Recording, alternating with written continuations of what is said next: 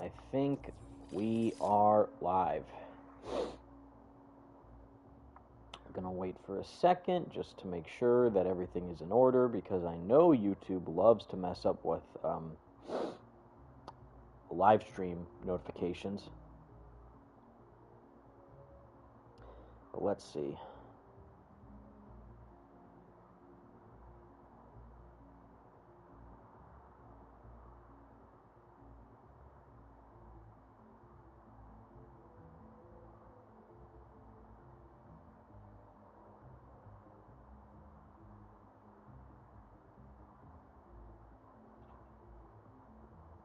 Almost there. Pretty sure.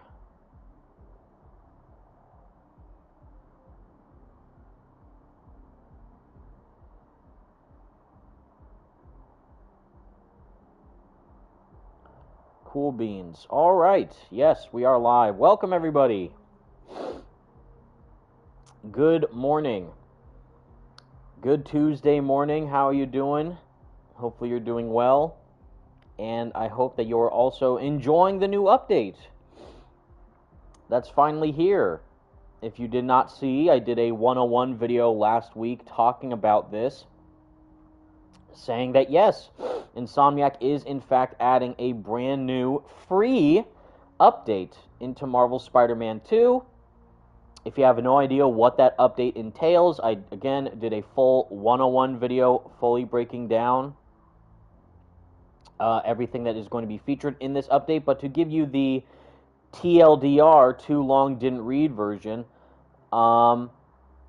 it's really good, because not only do you get free suits, 8 free suits, 4 for Peter, 4 for Miles, but I'm actually more excited about the quality of life features that Insomniac have added into the game, with the official return of the symbiote suit finishers, the triangle circle finishers, which, if you did not know, were absent from the game since they added the New Game Plus update, which was a bit odd for me personally, because, as you guys know, I'm a symbiote suit fanatic.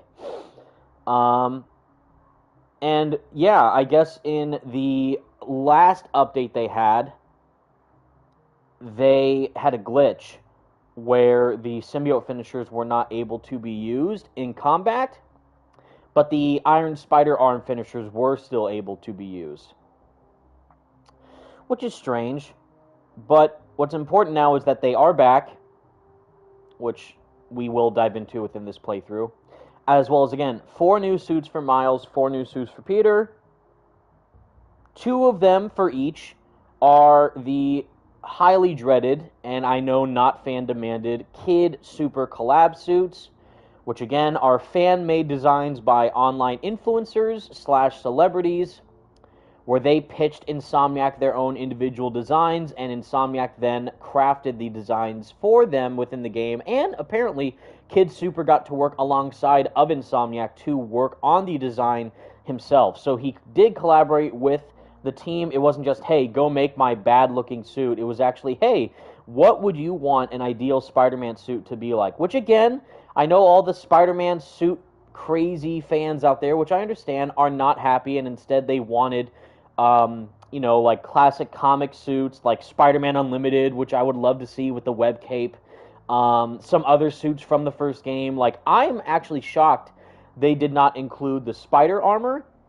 Not the, what's it called? The Iron Spider, not that. No, the Silver Spider armor, like, Spider-Man PS1 style, the trusty spider armor. That was in the first game as DLC, and it was beautiful, and I would have loved to have seen it return here in this game, but instead they chose the Last Stand suit for Peter and the Into the Spider-Verse suit, which I know a lot of people wanted.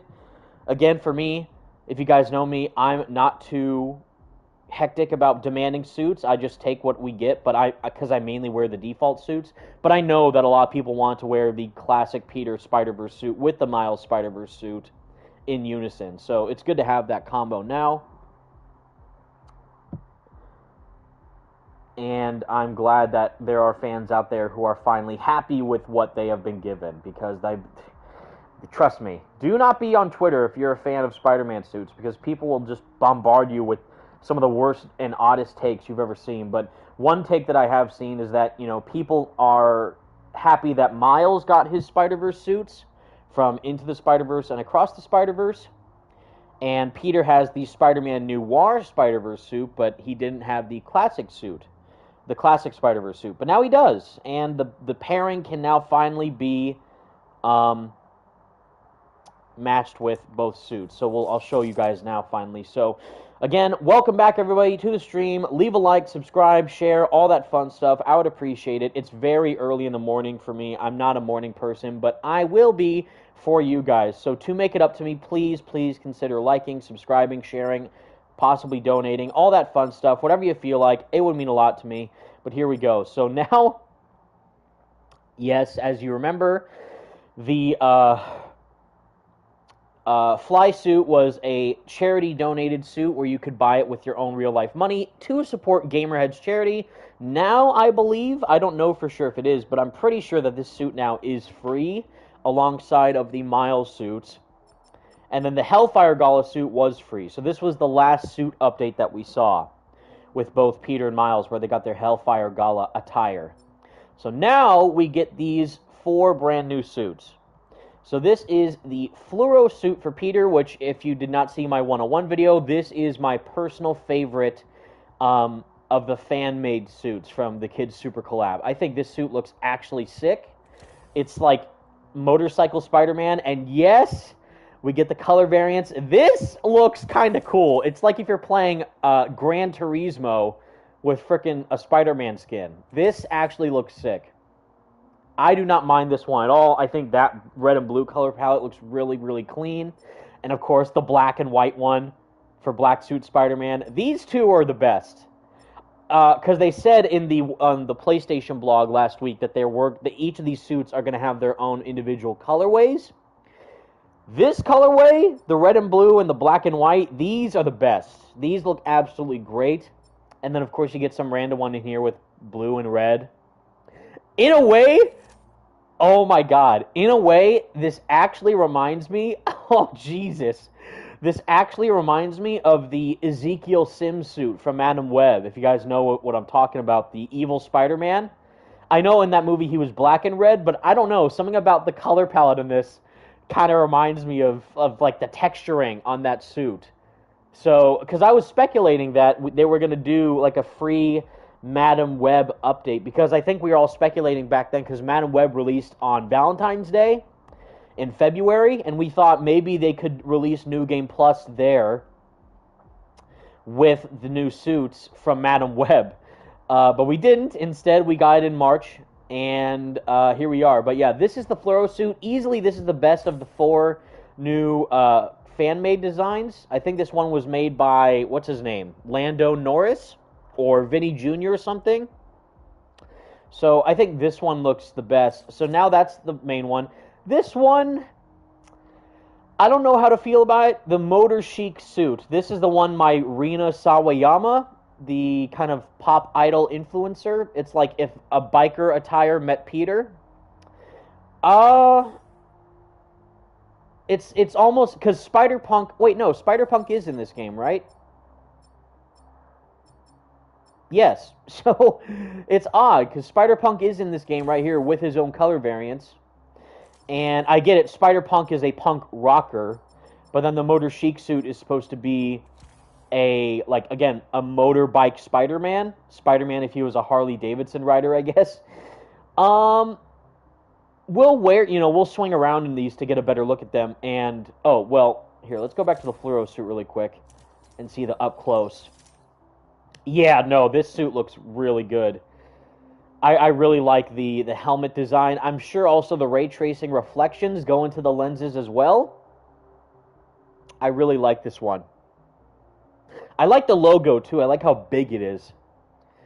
But the aesthetic of this just simply being like a race car driver but Spider-Man designed, I think looks pretty darn slick.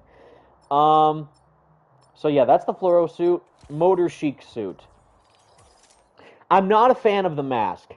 I'm not a fan of the floral pattern design on the mask. I get it. It was made by Rina Sawayama. but the patterning of it just, I don't know. And the lenses, too, are kind of oddly shaped. Let's see. I want to have the music on in the background, because I know that happens when you stop swinging around, the music will stop playing, which I love. Dynamic gameplay is the best gameplay. But we got the black and orange, almost, which I know a lot of, people complaining about the Advanced Suit 1.0 keep claiming it's orange. I swear to God, in the remaster, it does not look orange anymore. It looks actually bright, solid red. Even in the PS4 version, I never noticed its orangeness until people pointed out. But it's more like reddish orange than straight up orange. This is orange. Like, this looks almost orange for sure for this color, for this mask. And, of course, the color variants. So we got black and orange, red and blue, which is very interesting to look at for the design. Black and white, of course, just like the fluoro suit, symbiote colors. And then, yeah, the one on the far right we're never going to use. The yellow and black. It's interesting that they throw in just some kind of random color palettes. But some of these look good. Like, of course, you want the black suit versions for the game, of obviously using symbiote suits. But the the random yellow and black colors that don't mix, I wonder what made them choose that design palette for it, because it's okay, red and blue I get, black and white I get, the black and orange, that's their own design. Yellow and black, I don't know. I see people in chat asking, how do you access the update? It's a free update. It's now installed right now onto your PlayStation homepage. So go onto Marvel's Spider-Man 2, check for a brand new update. It should be there to install. Install it, play the game, and then you'll see these 8 brand new suits already in your disposal with extra features in the game's settings, which we will dive into soon.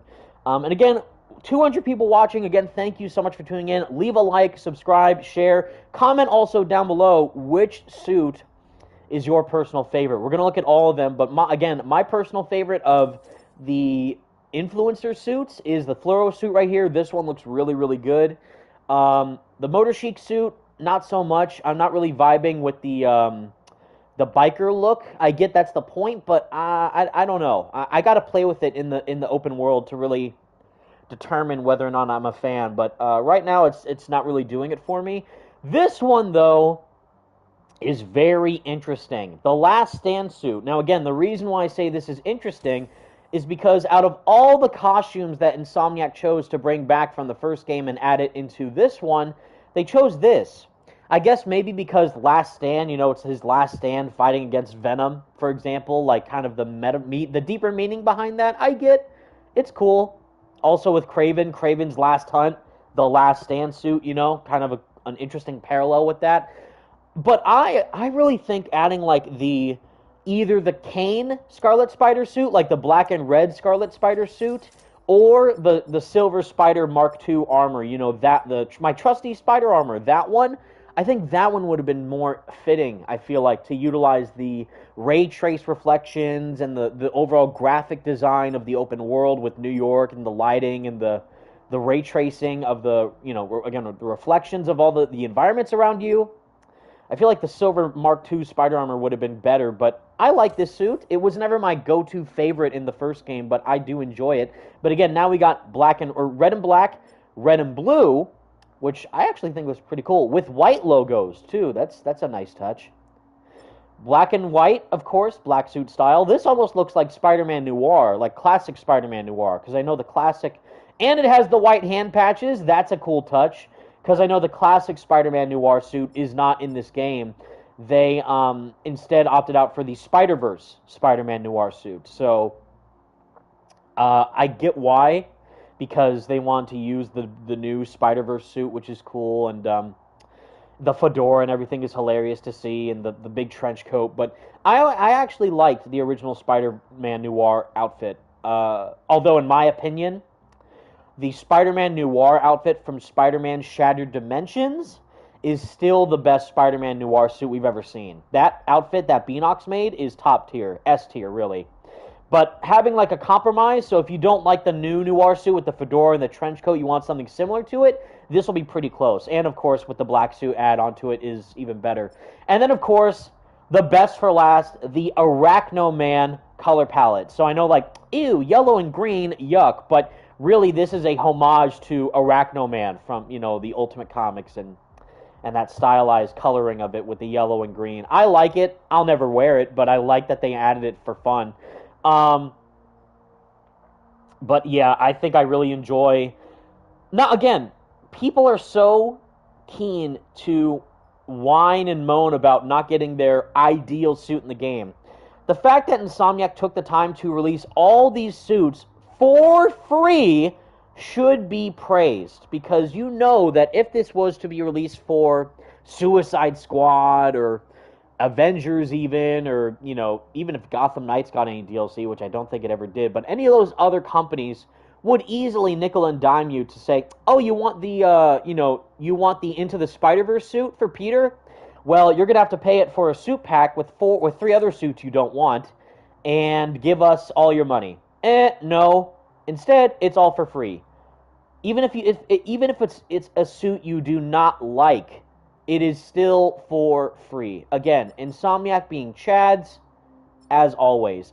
Am I mad that they did not include a suit that I wanted, like the, what's it called? The Silver Spider Mark II armor, or Spirit Spider, or Big Time? Like, even the Big Time suit would have been cool. Sure, but again, I'm not too invested into the, alternate suits, because I'm basic and I just wear the default suit. Like, even when I'm, like, if I'm having a rough day and I want to dive into Spider-Man 2 and just swing around, I will always wear, like, the Insomniac black suit, because it just looks the best in this game. But I'm sure that somewhere down the line that they will add more suits if they add in DLC, like story DLC. This technically is DLC, downloadable content. This is literally downloadable content, but in the form of cosmetics. If we end up getting story DLC for Spider-Man 2 in, like, the fall, what we've been speculating is that we could see a PlayStation 5 Pro showcase, and they show off Wolverine gameplay and possibly Spider-Man 2 DLC with Carnage or whatever. We could get even more suits down the line, and will more than likely be free. So, chill. But yes, the one that everyone's been begging for since day one, the Into the Spider-Verse suit with the Spider-Verse filter, because if you remember, the Spider-Verse Peter suit was not, it did not have the visual filter from the Miles game with the low frame rate and the comic onomatopoeia pow and the bam pow wham in the first game. That was only in Miles' game, but now it returns for Marvel Spider-Man 2 with the classic Peter Parker Spider-Verse suit, which is great. A lot of people wanted this suit. I thought this suit was great in the first game. It was even better in Miles' game, and now it's even better here, voice crack, in Marvel Spider-Man 2 with Peter getting the visual style and the comic SFX. So that's great. You have unlocked film style animation and comic SFX, which can now be activated for any suit unlocked. You can find these visual settings in the options menu under settings and visual. Yes, we're going to stick with this suit for Peter, and I'll wear it once we swing around, so that'll be fun. But now we got Miles, with the Evolve suit being the best suit. No, I'm kidding. we're just going to ignore that one. But yeah, now we got the very bottom. The bottom. So yes, again, the Fresh suit was a costume that was added into the game for charity. I'm not the biggest fan of it, but I think it's a fun suit. And it's great that they're doing it for charity as well. But that was like the first of the beginning of, like, we got the digital deluxe edition suits again for Peter and Miles, but that's different from like post-launch DLC. These, for the Fresh suit, starting with that, is the first of the post-launch DLC. So we got the Fresh suit for Miles and the Hellfire Gala, which was again a free suit from the previous update. I thought this one was good. I think it also makes good use of Miles' hair. In my opinion, I think it looks a bit better than the Evolve suit, but that's just me. And then we get the weird one. So now we got the Metro suit for Miles. I don't like the coloring of the pants. I don't know what's up with the green. It almost looks like Miles peed himself, and it just got onto the pants. I like the webbing pattern on the jeans. I think that looks like a cool fashion design. The purple is also cool because it kind of harkens a little bit to the Prowler. The random green on the bottom looks very odd. I don't like that design choice because, again, it looks like Miles pissed himself. The zipper on the front of the hoodie, let's see. We can't see Miles from this point of view, but the Spider-Verse suit looks great as always. It's kind of hard to see it from these two. A little bit from there. Not from there. Well, kind of. See, the zipper is an interesting design choice. I'm not too big a fan of the final product. Like, in concept, it's cool. In the final design, not so much. Not so much for me. But you got the black and red, which actually makes it look a lot better. The back logo actually looks pretty clean. The red and blue, also good choice. That looks much better than the default with the white. And then you got the Prowler pink and blue, or purple and blue. Kind of Prowler colors there. But again, just like the fluoro suit, the two up front are the best color palettes. The black and red looks pretty cool, and the red and blue is classic for Peter. But we'll stick with black and red for now. Well, we're going to check the other suit out. But Ginga suit. This is the one by, was it Vinny Jr.? I think. Lando Norris did the fluoro suit, I think. But I think Vinny Jr. did this one. I forget who did the other one for Peter. Lando Norris was the biker. Rina Sawayama. Yeah, and then Kid Super did the this Metro suit. So yeah, this is by Vinny Jr., I think. And it's Brazilian colors. So Brazilian colored Spider-Man is always great. Representation for the win. And I like the design aesthetic of all the Brazilian colors. Black, blue, yellow, green, all morphed into one. I think that's very, very special and stylish. But of course, if you don't want to rep Brazil Spider-Man, you got the color palettes, black and red. This looks pretty cool. In a way, if you guys know like Deep Cut from the comics, this reminds me of Arachnito Jr.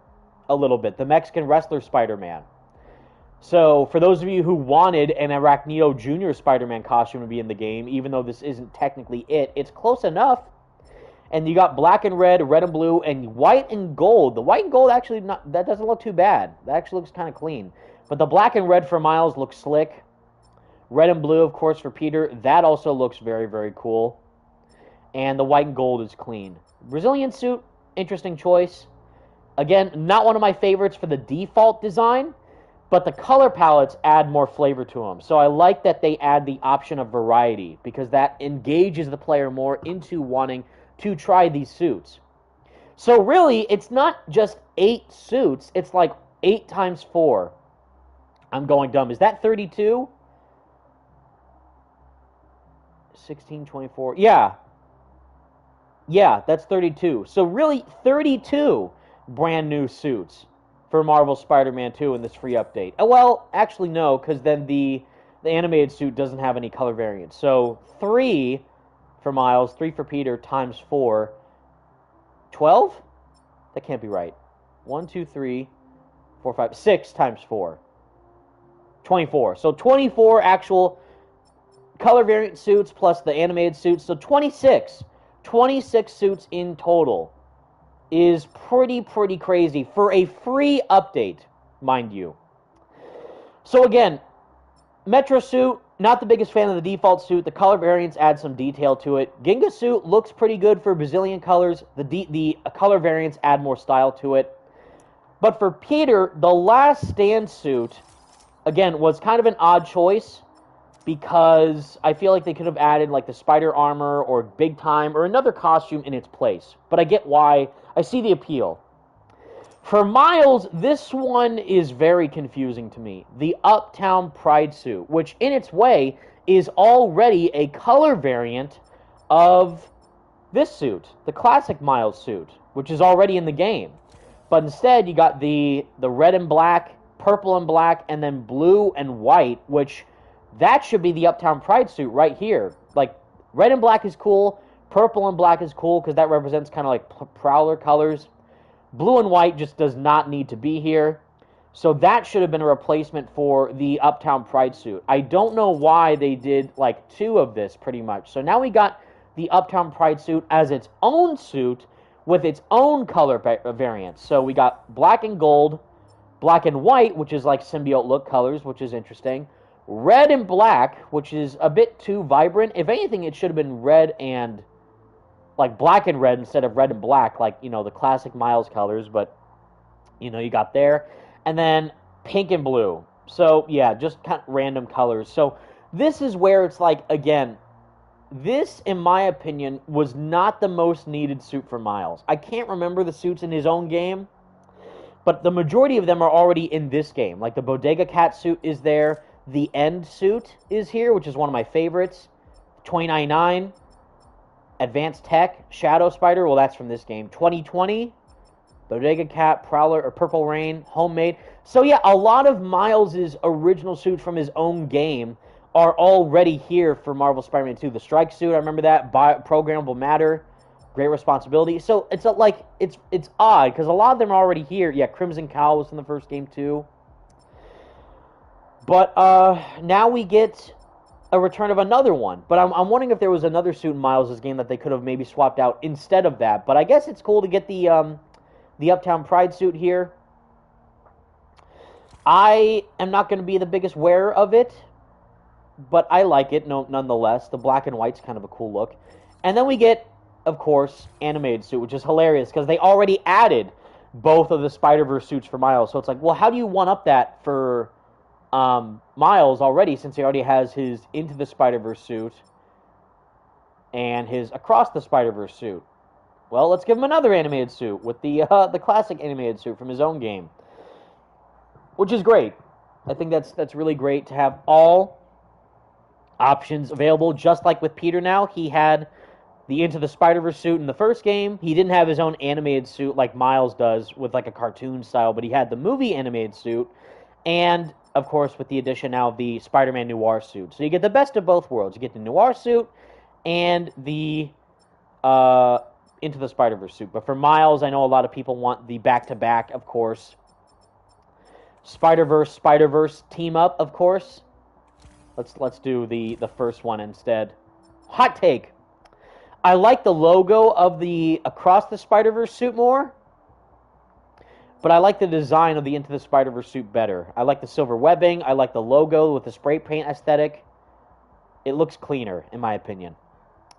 But yeah, this team up, the Spider-Verse team up, is what a lot of people wanted since day one. But it's here finally, so it's great to see that. But for Miles, since it's a new suit, we'll wear the animated suit. For Peter, yeah, we'll wear the Spider-Verse suit. So that is all the suits in Marvel Spider-Man 2. I don't know what the 4 is saying for Miles, or 4 available. I guess maybe, wait, if I... Yeah, now it's gone. So it was saying 4 are available, but now they're all here, so we're good. And now, is that the filter on it? Yes, it is. There you go. Man, it looks really, really good. Let's see. But settings is where things get interesting. So I think they said it's in the gameplay option. So here, visual mainly, if you want to take that off. Well, audio, yeah, audio's fine. So visual, you got the performance, obviously, but that's not what we're looking for. We're looking for, there it is, film style animation, comic SFX on for both. So we'll put that on for Peter and Miles.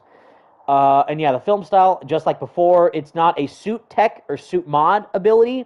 It's in the options menu, which I'm sure you guys know, but just to remind all you who don't know, the Spider-Verse options is in the visual settings of the game's main menu. To change that whenever you want for any suit, not just for the Spider-Verse suit, you can apply that to any suit. So that's great. You know, any choice of freedom for the suits is really good. Like, variety, again, is the spice of life. And I love seeing that. But gameplay is what I'm interested to dive into, because this is the interesting thing. So right here, steering assistance for swinging, of course. Slow corner tether time scale, that's different for something else. Web line bending on, of course. Fall damage on. Tendril color, black. Story, white. I'll always love to do black. But right here, Peter's parry and traversal abilities. This is a big one, because in the game, after you beat it, you were always locked to the white symbiote tendril colors and powers and abilities for traversal. Then, in the new Game Plus update, they said now you can change the color. So you could change the color from white to then be black or white or whatever the story dictates, which is pretty much still white. But, again, you could never change the color or the pairing option for Peter during combat from the symbiote tendrils to the Iron Spider arms.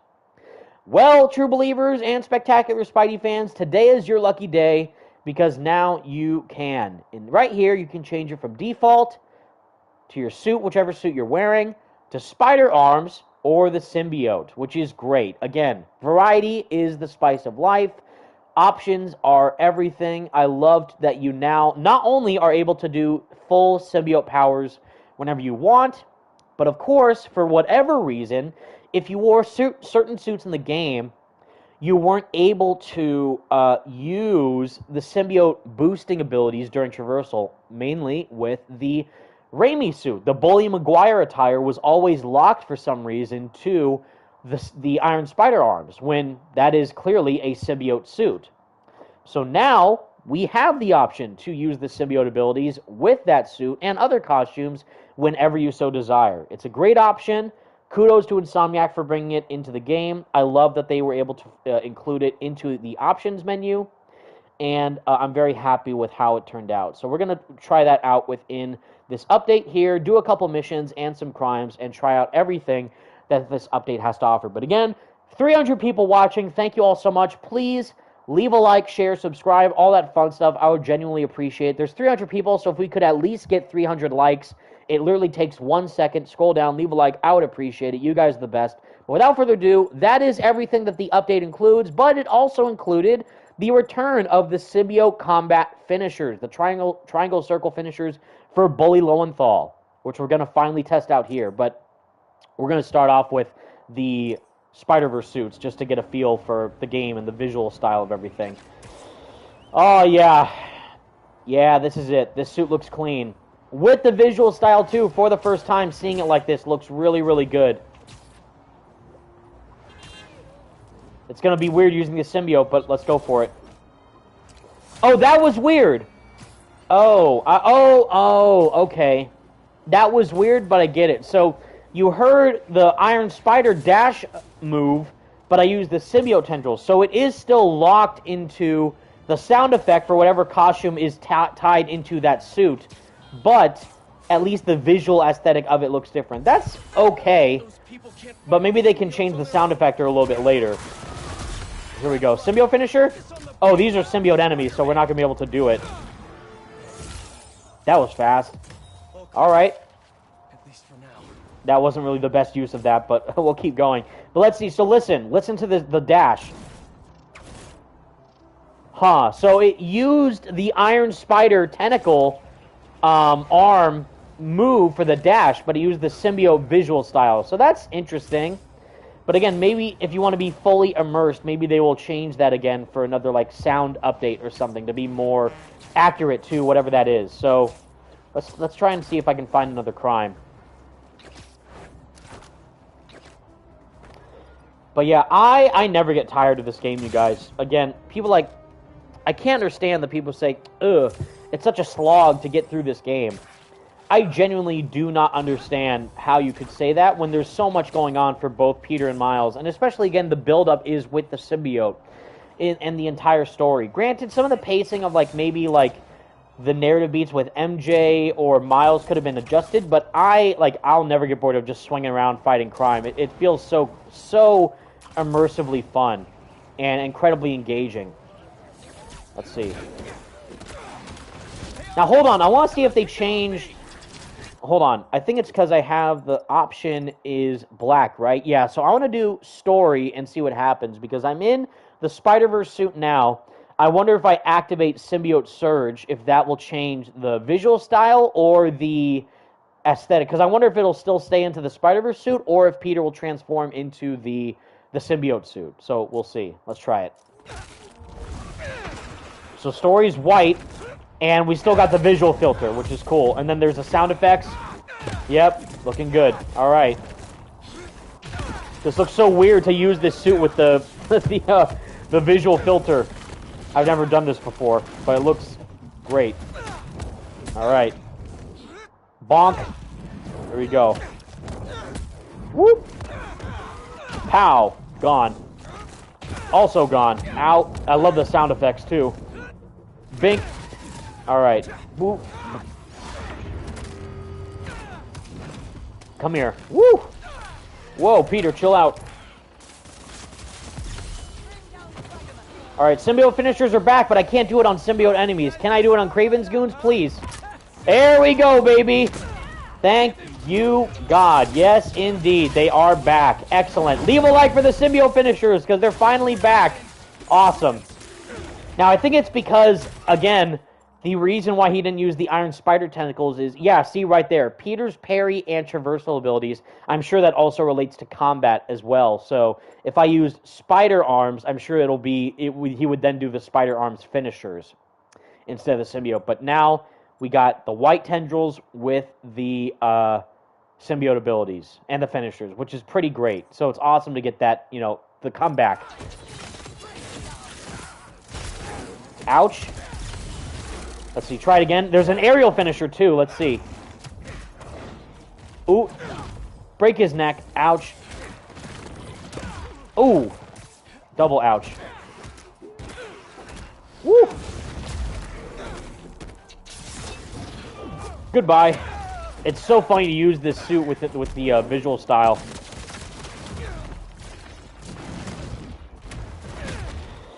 Tonas, why were the finishers removed in the first place? Again, it was a glitch. They did not mean for that to happen, but it's good to know that they're now back for sure.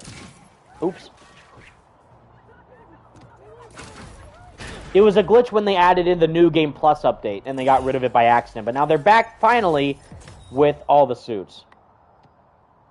Great to see. So, yes, Spider-Verse suit, as awesome as you would expect. Miles also getting that filter. I want to see if I switch to Miles. I can't switch characters. How dare you? Maybe if I swing around. And now switch. Yes. So let's see for Miles. Looking good. Looking good. I was always a fan of this suit from Miles' game, so it's really cool to see it back. Is the filter here? No. Okay, so I have to equip it separately for Peter and Miles. Interesting. So, oh, visual, right, not gameplay. There we go. On for Miles and on as well. So, let's try it out. Woo! Yep, looking good. Again, the fact that Insomniac is adding all this into the game for free is insane. Should it have been in launch? Of course. That should be said about any game. Ow. But the fact that they're still, again, with everything that they went through, with the hacks, the leaks, all their projects exposed, all their data breached, and yet they're still trying their best to provide the fans with the most definitive experience possible, no one should be complaining at all. It's actually ludicrous whenever I see people whining and moaning online, given everything that they went through, and still going out of their way to do all this. Woo! Alright. Come here, Miles. Let's go. Oh, I got my yellow powers, too. Equipped. My yellow Venom powers, or orange. Woo! Okay. Get on the wall. Bink. And of course, Miles doesn't have any finishers, but for any symbiote finishers, but still looks good while fighting. He does have his new Venom power finishers, though, so I wonder if I can do that. Oh, no, I can't do it on the symbiote enemies, but I can do it on normal enemies. Woo!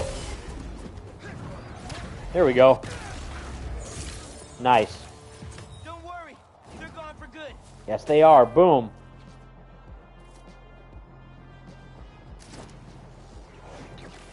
Great. Yeah, out of all these suits, I'm really digging, Peter's suits and Miles' suits, but I think if I had to choose, like, one of each, I'd still choose the fluoro suit for Peter. That one looks really, really cool. We're going to wear it soon. And the animated suit looks clean. I really like the Ginga suit color variant, though. I actually am really impressed by how good that one looked. but we're gonna have to wear it to find out for sure. But I really do like how they came out in the final product.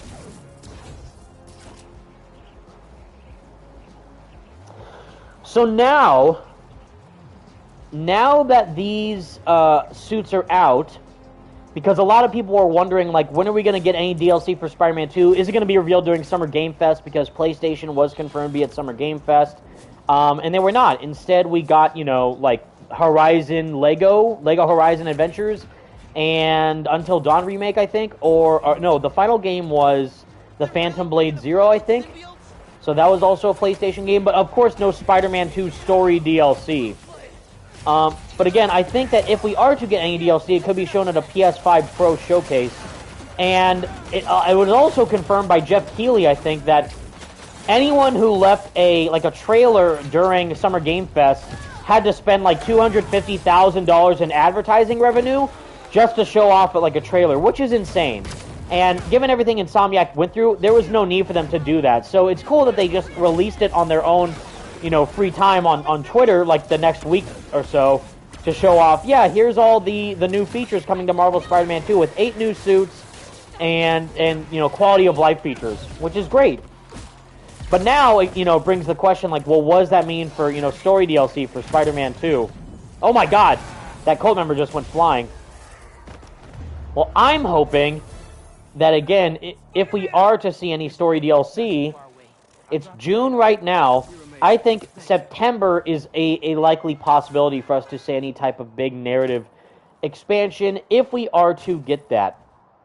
Again, nothing has been officially confirmed by Insomniac. If you know about the leaks, you know about them, but I respect them, which is why I'm not going to talk about them on my channel until they officially say otherwise. But nothing is set in stone until Insomniac confirms it themselves. So whatever you have seen from the leaks or whatever, things can change during development. So, hey, see? He comped that logo close-up looks really good. The hospital attendee, this victim here, just like the suit. So, great. New York Citizen approved. So pretty cool. So we did that for Miles. Animated suit looks good. Ginga suit. Let's try it out.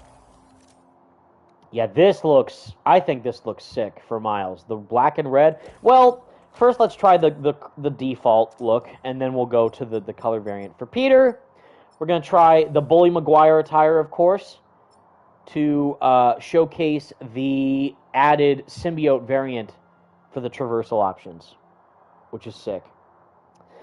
So let's try the Ginga suit for Miles. Let's see. The textures on it look pretty cool up close. And if you're from Brazil, this should be very fitting for you to wear. As me, just based on the design, colors look interesting. But I'm curious to see how this is all going to fly when it comes to the color variants. So let's see. I think he was walking normally there, but I don't remember turning off the visual filter for it. So does it automatically turn off? Let's see.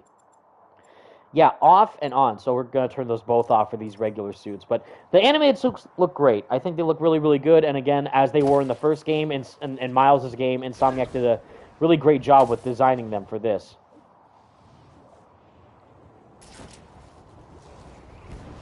And there's no music for some reason when swinging around, so we'll fix that. Let's see. But yeah, any questions for you guys that you want me to talk about or discuss for the brand new suits or the update or anything? Also in the chat, happy birthday to Kiryu Godzilla 1. Happy birthday. You might be enjoying the update then as a free present. Oh, there you go.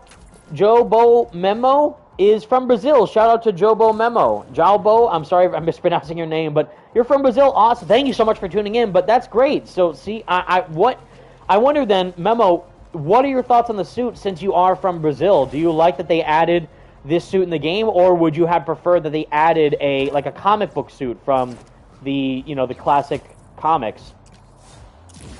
But again, it's a mix and match of both. You get both. You get the comic suits for Miles and Peter, and a bit of something new and fresh. So, best of both worlds. And if people want another costume in the game, I understand, but you can't deny them that they are trying to add something new and fresh into the experience.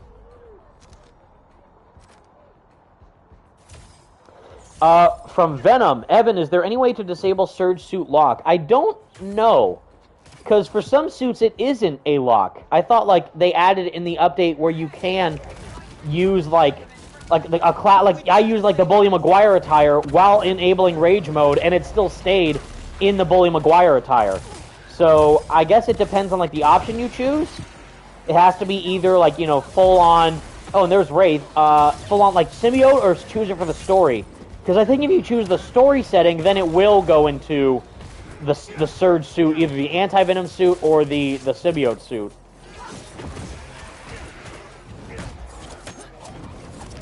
And with Wraith takedown, nice. Looking good. Pat Santos, Evan, you have to play the story again. I will. We're just trying to doing some like open world crimes and stuff. We'll choose some missions to showcase these suits better. But right now we're just checking them out in the open world. Nice. Thank you, Yuri. Always a pleasure. So let's see.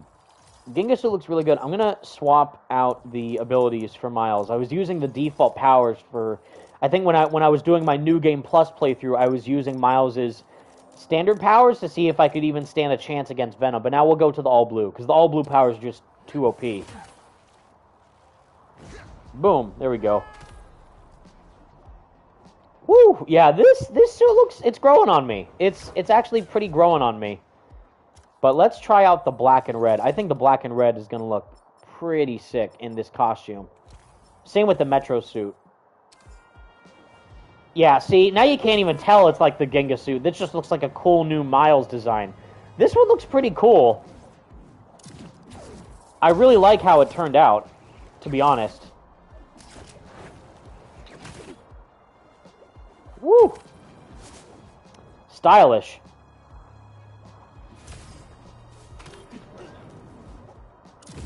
And again, variety is the spice of life. So you can mix and match the color palettes with these costumes to get a suit that you personally would want to wear.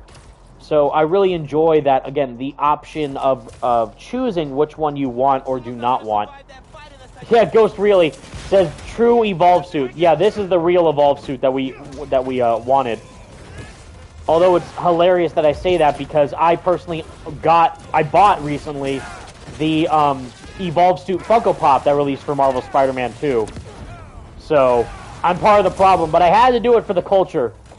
For the culture. And the fact that it's canon to the game's story, so I had to embrace it. Woo! Yeah, this suit looks pretty cool with the black and red variant. I can't lie. Ooh, there you go. Come here. Another one. And another one. And another one. Oh, this guy's over here. Let's see, up against the wall. Boop! There you go. This guy's stuck in between the railing. The symbiote's biggest weakness, it's not sound, it's water. There you go. And gone.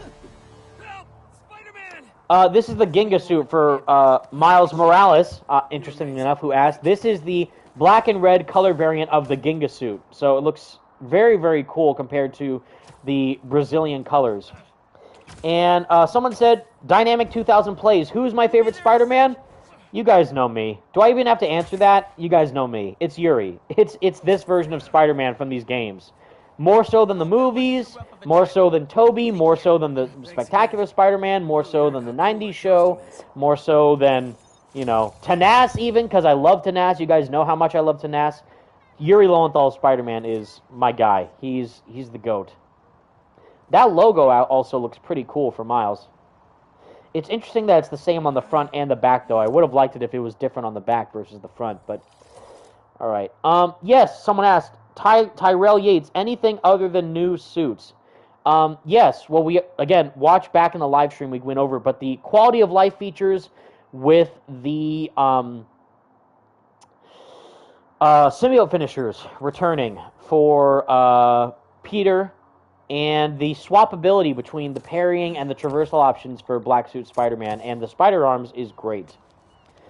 So let's see. Raimi Bully Maguire attire, baby, which I know everyone wants to see. Leave a like for Bully Maguire. Leave a like for Bully Lowenthal. Leave a like for the Black Suit Spider-Man, of course. But now, with the addition of Symbiote Peter traversal abilities for Black Suit Raimi Spider-Man. This is going to be great. And color is black. Yep, all good stuff. But I wonder, because this is in the game, you use, see, the webbing is white. Whereas if you were to wear a standard black suit, the webbing would be black. But I get it, because even in the movie, Bully Maguire uses white webbing instead of black webbing. So I get the parallel there. But let's see. Yep, there you go. So, interesting. So, you do get to use black suit tendril options finally, but the sound is still that of the spider arms. So, it's a little bit of both. But again, I wonder if they'll be able to fix that, or swap that during another possible update. Let's see, out. More symbiotes, but I want to fight normal humans because I want to use the symbiote finishers on the normal enemies.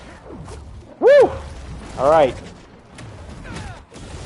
DG Gaming, he's gonna put some dirt in your eye with the brand new symbiote abilities. Wait, if I parry, let's see. No, come on, try again. No, ow. There we go, yeah.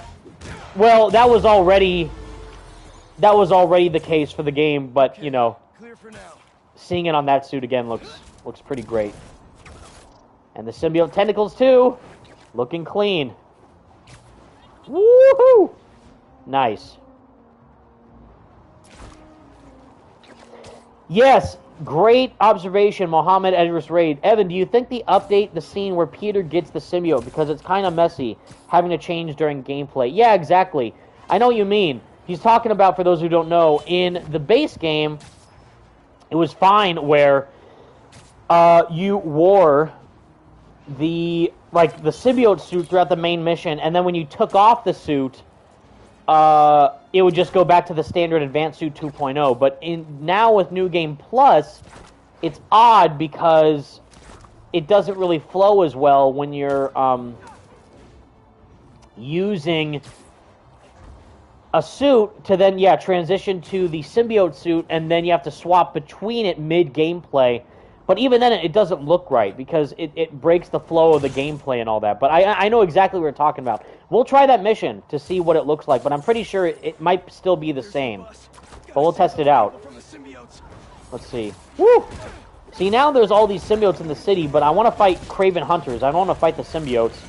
I'll take care of these things. Just stay inside the bus. Woo!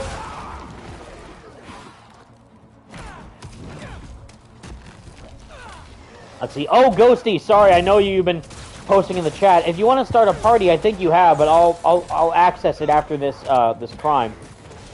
But yeah, new suits for free. Update still great. I love how Insomniac is still doing their absolute best to give fans what they want with these new suits, because I know how passionate fans are about costumes, even though I really could care less. But it's great to get, again, that option of variety within the gameplay, and seeing it within the game fully now, after waiting for quite a bit, is, again, great to see. Out of my way. Dude, you're in the way! Watch out, don't you see all these aliens in the city? You gotta run. Great. This not safe. If you don't have a place to go, Beast is open to anyone. Nice. Oh my God, thank you. Good job, Pete. Okay, yeah, let's try it. I want to see... I think we did it with the Raimi suit before in, like, a previous live stream. But, yeah, I want to try the new... I want to try the fluoro suit, actually. That's actually going to be sick. The fluoro suit during that mission where he's fighting all of Kraven's goons, that's going to be pretty cool. And then Miles, I'll wear the black and red. I don't want to wear... Again, I think that this default color path for the green and the pink, I'm not a fan. But the black and red, that... They were cooking with this. This looks pretty cool. So, I'm going to wear that for Miles. The fluoro suit for Peter. We're going to also have black suit symbiote pairing options. Black, yep. So, and visual is still no Spider-Verse filter is on. Yep, both are off. Okay, great.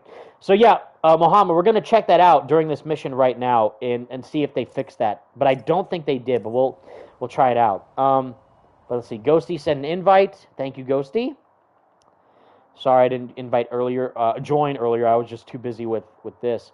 Hot Dog, is weather changing here? I don't believe so. I know that the time of day is there, but as for weather, like if you wanted rain, for example, like heavy rain, no. I don't think that's in this game yet.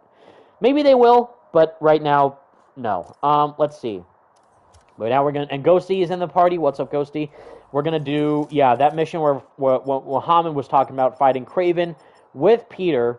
Anything can be broken with a new suit, and see how that works during the mission. I don't think it's gonna be what people want. Yeah, see, because he's in a different suit right now. Yeah, no, I'm also missing the character bios tab too. Yeah, I don't know if they'll ever add that, because that's more aligned with like a base feature, which, yeah, I would have loved to seen character bios in this game, but it's not here. Hello.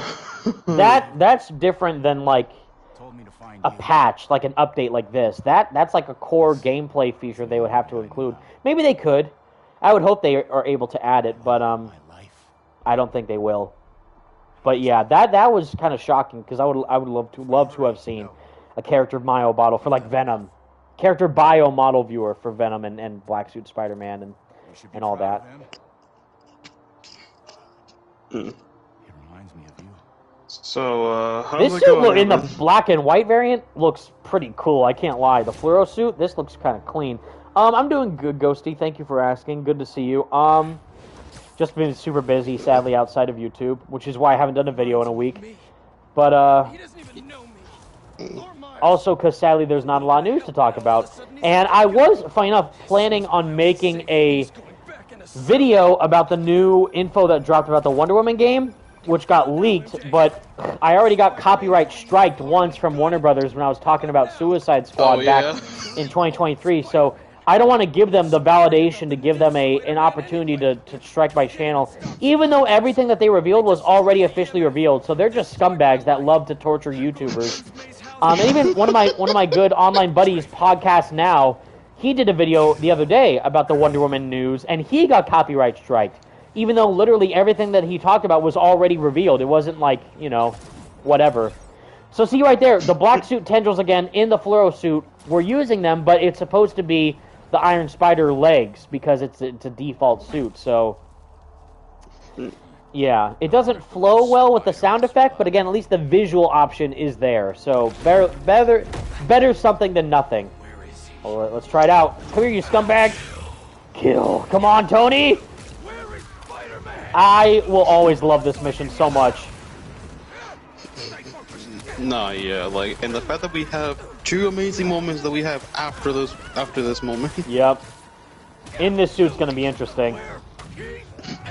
Which, by the way, this suit, I actually told this to Evan the other day, but like, it reminded me to a PSN avatar that he had years ago with the biker helmet or something like that. I don't know if you remember. Which one? So this suit has like a biker helmet, right? Yeah. But like, if you remember back in 2017, before Spider-Man PS4 came out, you had your PSN avatar was like oh, like yes. Yeah. Sorry, I was distracted.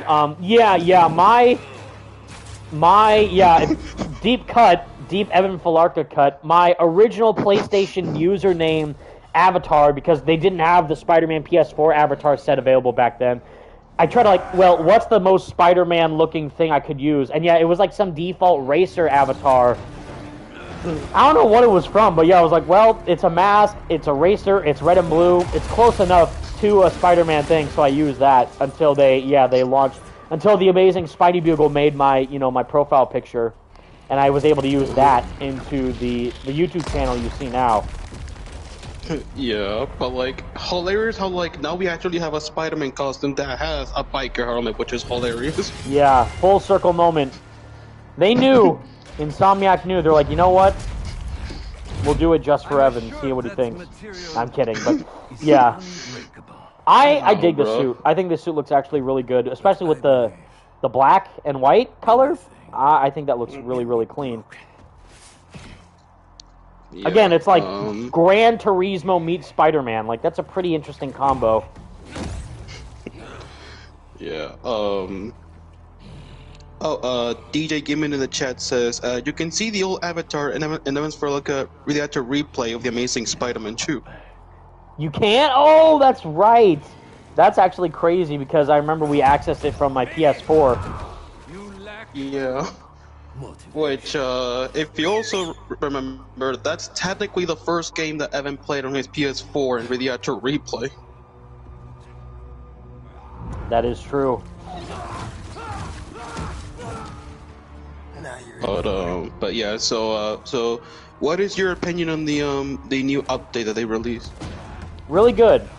Again, people are so whining like, but where's my story content? Where's my story content for Spider-Man 2? I want my story. It's like, that's not what this is. Chill out. Like, people are so needy about what they want for the game. And you even got it, like, recently with, Alan Wake 2. With story DLC. Like, people are so, like, people don't understand how the gaming industry works nowadays. DLC is, like, a rare commodity when it comes to the game industry because of how long now it takes for some of these games to be made and these expansions to be included within the product. So for Alan Wake 2, that game came out in October, same as Spider-Man 2, and it's June now, and they just got their first DLC expansion. And each of them was an hour each. Like, it was so short, but it was still DLC. So for Spider-Man 2, it may not even be like, you know, smaller chapter stuff like The City That Never Sleeps. It might end up being like, you know, what we've been saying, like an expansion type thing. It might be bigger and broader than what people are expecting, which is why it takes longer. Yeah, but I do also think that it's gonna be more like a big expansion rather than just like just small chapters to release. Exactly, like in the equivalent of Burning Shores or Valhalla or Iki Island from Ghost of Tsushima, you know, all this stuff. But people are like, no, I want my DLC now. I want my DLC. Where's my DLC? It's like, can you please stay calm? Like, it gets. I swear to God, I see it like a complaint once a day on Twitter. It grinds my gears, dude. It's like people are so ungrateful. Bruh.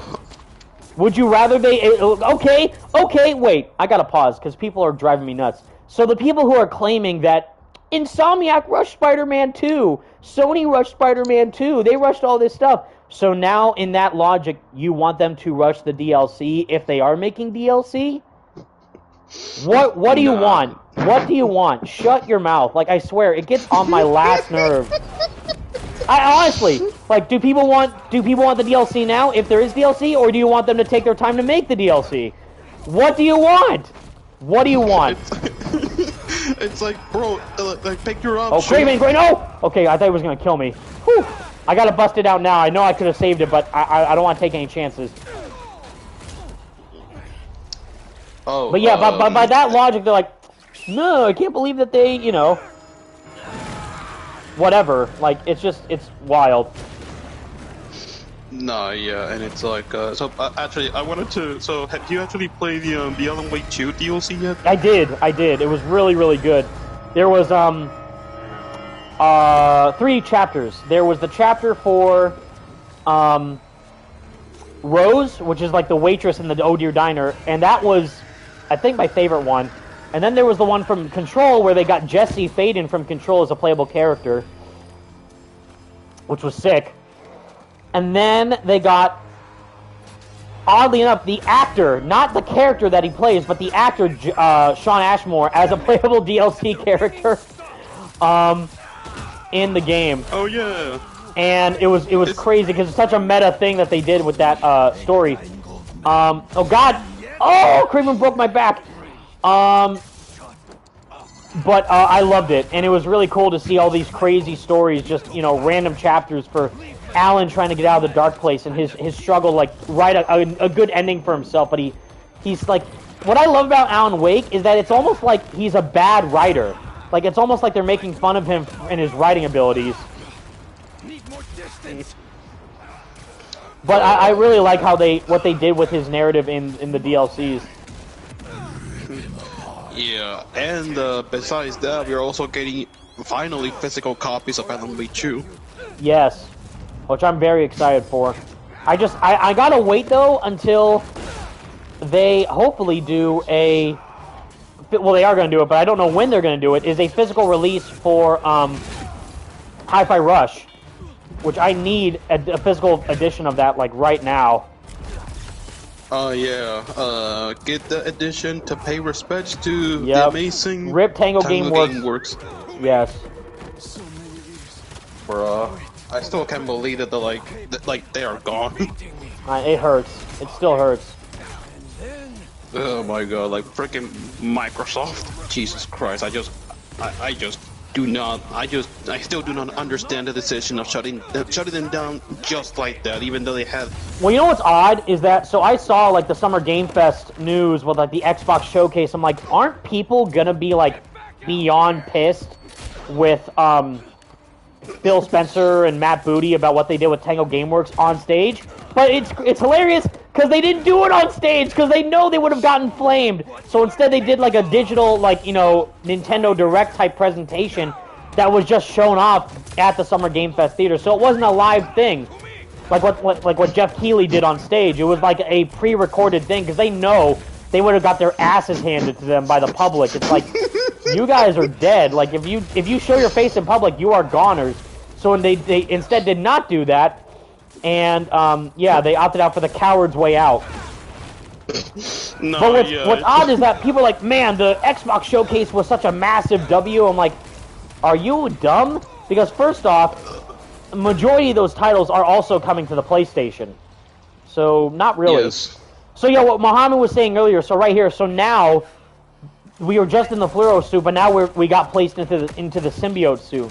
But in reality, I feel like if they're gonna do it like that, this mission should just be locked to the symbiote suit. It shouldn't be wearing an alternate suit first, then switching to another suit. It should just stay as the symbiote suit, I feel like. But then it's gonna be, how is this gonna work with unmasking Peter? Because he's wearing a helmet. So how is this gonna work for this mission? And I just saw, thank you so much, I didn't read it earlier, T. Higgs 11763 Higgins for the $5 donation. Thank you so much. What up, man? How's the new update? Been playing new games for the Platinum Trophy and was wondering, how do you feel about Miles' Evolve suit? Well, thank you so much, T. Higgs, for the donation. And now we got Miles with his new Metro suit. Looking pretty good in the red. I like it. The update's really good. New suits, new content, all for free. Really great. And for Miles' Evolve suit, as I've said, I like that Insomniac tried something different for the suit, and the design itself isn't too bad. I just wish that it made more sense for like the narrative perspective. Like, why does Miles make that suit? Where did the inspiration for that come from? What's the purpose of it? And say just like, I got a new suit now. It's like, that's more my issue than the design itself, is the story reason for it. Yeah, it's like, well, I mean, and obviously, acknowledging the fact that the suit was then used as like a freaking promotional suit for Adidas, but that's like the obvious thing. Right, but again, that suit was not made with the Adidas partnership in mind. They just added the shoes on, like, oh, now there's an Adidas little cosmetic in there. But the suit itself was already an original Insomniac design. It's just that, oh, they added the Adidas for, like, a little sprinkle in for the Adidas partnership. Yeah, let us actually see if they make this boss fight actually like last a little bit, because for some reason whenever you do this boss fight, like you do it, it's like it goes relatively quick with how like you take out Peter with his health and all that.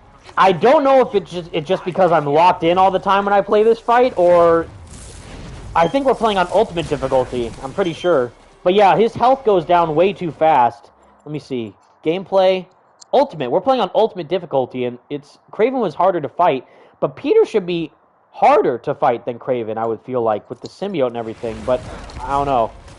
I think he gets harder to fight as the phases goes on, I think, but it still would have been better to have it, yeah, like right there, half his health already gone. Like, I don't know. It should be way harder. It's like, oh, how can we take out Peter? Easy, just do finishers on him. Easy. Spam all the Venom abilities and then, yeah, finishers. No, yeah, but... I want to hear Peter say it because I know he can detect Miles when he's invisible. But he has to, that needs to charge up first. Yeah. And but yeah, so like the whole, it's like they knew that like if they were to have Phil Spencer and the other guys show up at the Xbox showcase, they were like, yeah, they know that they're gonna just flame their ass. They're gonna get rocked, yeah. But then, oh sorry, yeah, go on. But just saying like if they were to actually have them like be present on live on stage, it's like, yeah, they would have like get their asses roasted by the internet. No bet question. you $1,000,000 that they would have been, you would have heard an audible boo in the crowd if Phil Spencer came out like, oh, you know, Xbox gaming, boo. Like I can already imagine it. Like it's crazy. But so there's that. But then the other thing is what I was gonna say earlier is that there was actually a news report from someone who was in the crowd. Because even though Phil Spencer wasn't there to like do a live presentation like E3 style, they had him afterwards in like a post-show interview with like IGN or something. And someone was there, and they like in the crowd, and they said that Xbox literally told the crowd to cheer when Phil was saying stuff, and they would give them prizes. So they were literally bought off to praise Phil during that presentation, which is crazy. I'm sorry, what? Yes, Xbox or soulless hacks. Exactly, Gunstroke and Cybertronian, especially with what happened to with Hi-Fi Rush and Arcane Studios. Exactly, RIP Arcane, RIP Tango Gameworks. They did not deserve the treatment that they got. So you mean to tell me that the audience, even they were bought out by Microsoft? Yes. They were shilling for the bag. Which I will never do on any of my videos, by the way. I've never done a single sponsorship on any of my videos because I'm never like, hey guys, use this product that I never use. that I never buy, and that even also you will never buy, because what even is the percentage that people go and like, honestly, if you watch a video and say, this video is sponsored by Raid Shadow Legends, do you ever go out and say, you know what, I'm gonna go and buy Raid Shadow Legends right now? Has anyone ever done that? Bro. But not by like well, I mean, unless you were sponsored by like Genshin Impact or something, but even then, yeah, it's like... Genshin or one day Marvel. I'm here, Marvel. If you want to do whenever like Marvel Rivals, Marvel like mobile game, I'd be here for that. But because I actually like Marvel games, but like use what is it like Nord, like a big one I've heard a lot, NordVPN. Like, that's a big one. Like, use this cybersecurity software that will actually ruin your computer if you download it, but whatever, do it for the bag. Like, yeah, that stuff is just so cringe to me. So Mohammed, if you're still in the stream, so here we go. So we're going to see, how is this going to look with the symbiote suit? But he's wearing the fluoro suit, so he's going to have a helmet on. What's this going to look like? Oh, wait, what does this mean? You just saw the flash of the suit. What's this going to be? This is going to be weird. Yeah, see what? He has just the helmet. Oh no! The helmet's coming through. That's hilarious. I'm back to playing Gran Turismo. That's so funny. It's like, wait a minute, wait, like that's playing Gran Turismo. This is a different, yeah. I would never want to play Forza Motorsport in the first place. That's right. That's so weird, but that's really funny too at the same time. Oh my god. That's pretty funny. Yeah, let's see. Oh, see what? That's so weird. So he unmasked himself with the helmet. That's so funny. How are these suits gonna look unmasked? I'm wondering. So again, cool incentive to play the game again, just to get funny moments like that, like with new suits. Seeing them also what they look like unmasked is pretty cool too. The styling of the suit and the cutscenes, pretty cool. Miles looks pretty cool in this suit, I can't lie. The black and red, this looks pretty clean. What now? What about you, Ghosty? What's your favorite suit of these? Well, when it comes to the original designs, yeah, I will say the Metro suit with the black and red variant looks actually really sick. This looks pretty clean, yeah. Yeah. I also and then like, as you know, for the webbing pattern on the jacket and the pants. Like, it didn't look good with the white and the purple and all that, but, again, for this, looks really good. Yeah, and but as for the returning suit for Miles, obviously the animated suit and the Uptown Price suit are both really good suits actually. So Right. I also just noticed the fluoro suit, the bike helmet, has a spider logo on the back of his helmet. Looks really clean. And also, you see how he put it on like a helmet, like not like a mask, but like a helmet. That's hilarious. No, yeah. And then as for Peter, yeah, I will say the that one with the biker helmet looks really good, especially the black and white variant. That one looks sick. Oh, thank you so much, Josh90, $10 donation. Sup, Evan? Yo, I've been going back and playing Spider-Man Web of Shadows for the first time in 6 years, and I still can't get over how good the combat is. Like, I even think it's better than Spider-Man 2. I've said this numerous times, Josh90, and you are 100% right. And even though Spider-Man PS4 is my favorite Spider-Man game of all time, and Spider-Man 2's combat system is better than Spider-Man PS4's combat system, Web of Shadows combat system is better than everything. Like, the Web of Shadows combat system is better than every other Spider-Man game that has come before. Like, people still say that the Spider-Man 2 PS2 game, the movie tie-in game, is still the best web swinging in any Spider-Man game. That could be debated, like, depending on whatever you prefer, for if you like the web wings or whatever, how the physics-based web swinging for Peter or whatever. This, for the combat, is still, like, the combat for Peter is the best combat in Web of Shadows. I mean, the Web of Shadows combat for Black Suit, Red Suit, and all that is the best combat that we've ever gotten in any Spider-Man game to date, is still that, you know, that game, Web of Shadows. That game is peak. So now we're going to try another suit. Black Suit variant, of course. Motor Chic suit for Peter. And you know what? Well, I know the chat wants me to wear the Last Stand suit. Fine. I was going to say, let's try the Motor Chic suit, but I guess since we just did the Kid Super suit, we'll do another one. So we'll do the Last Stand suit and the Ginga suit for Miles, and we will do the Lizard Chase mission.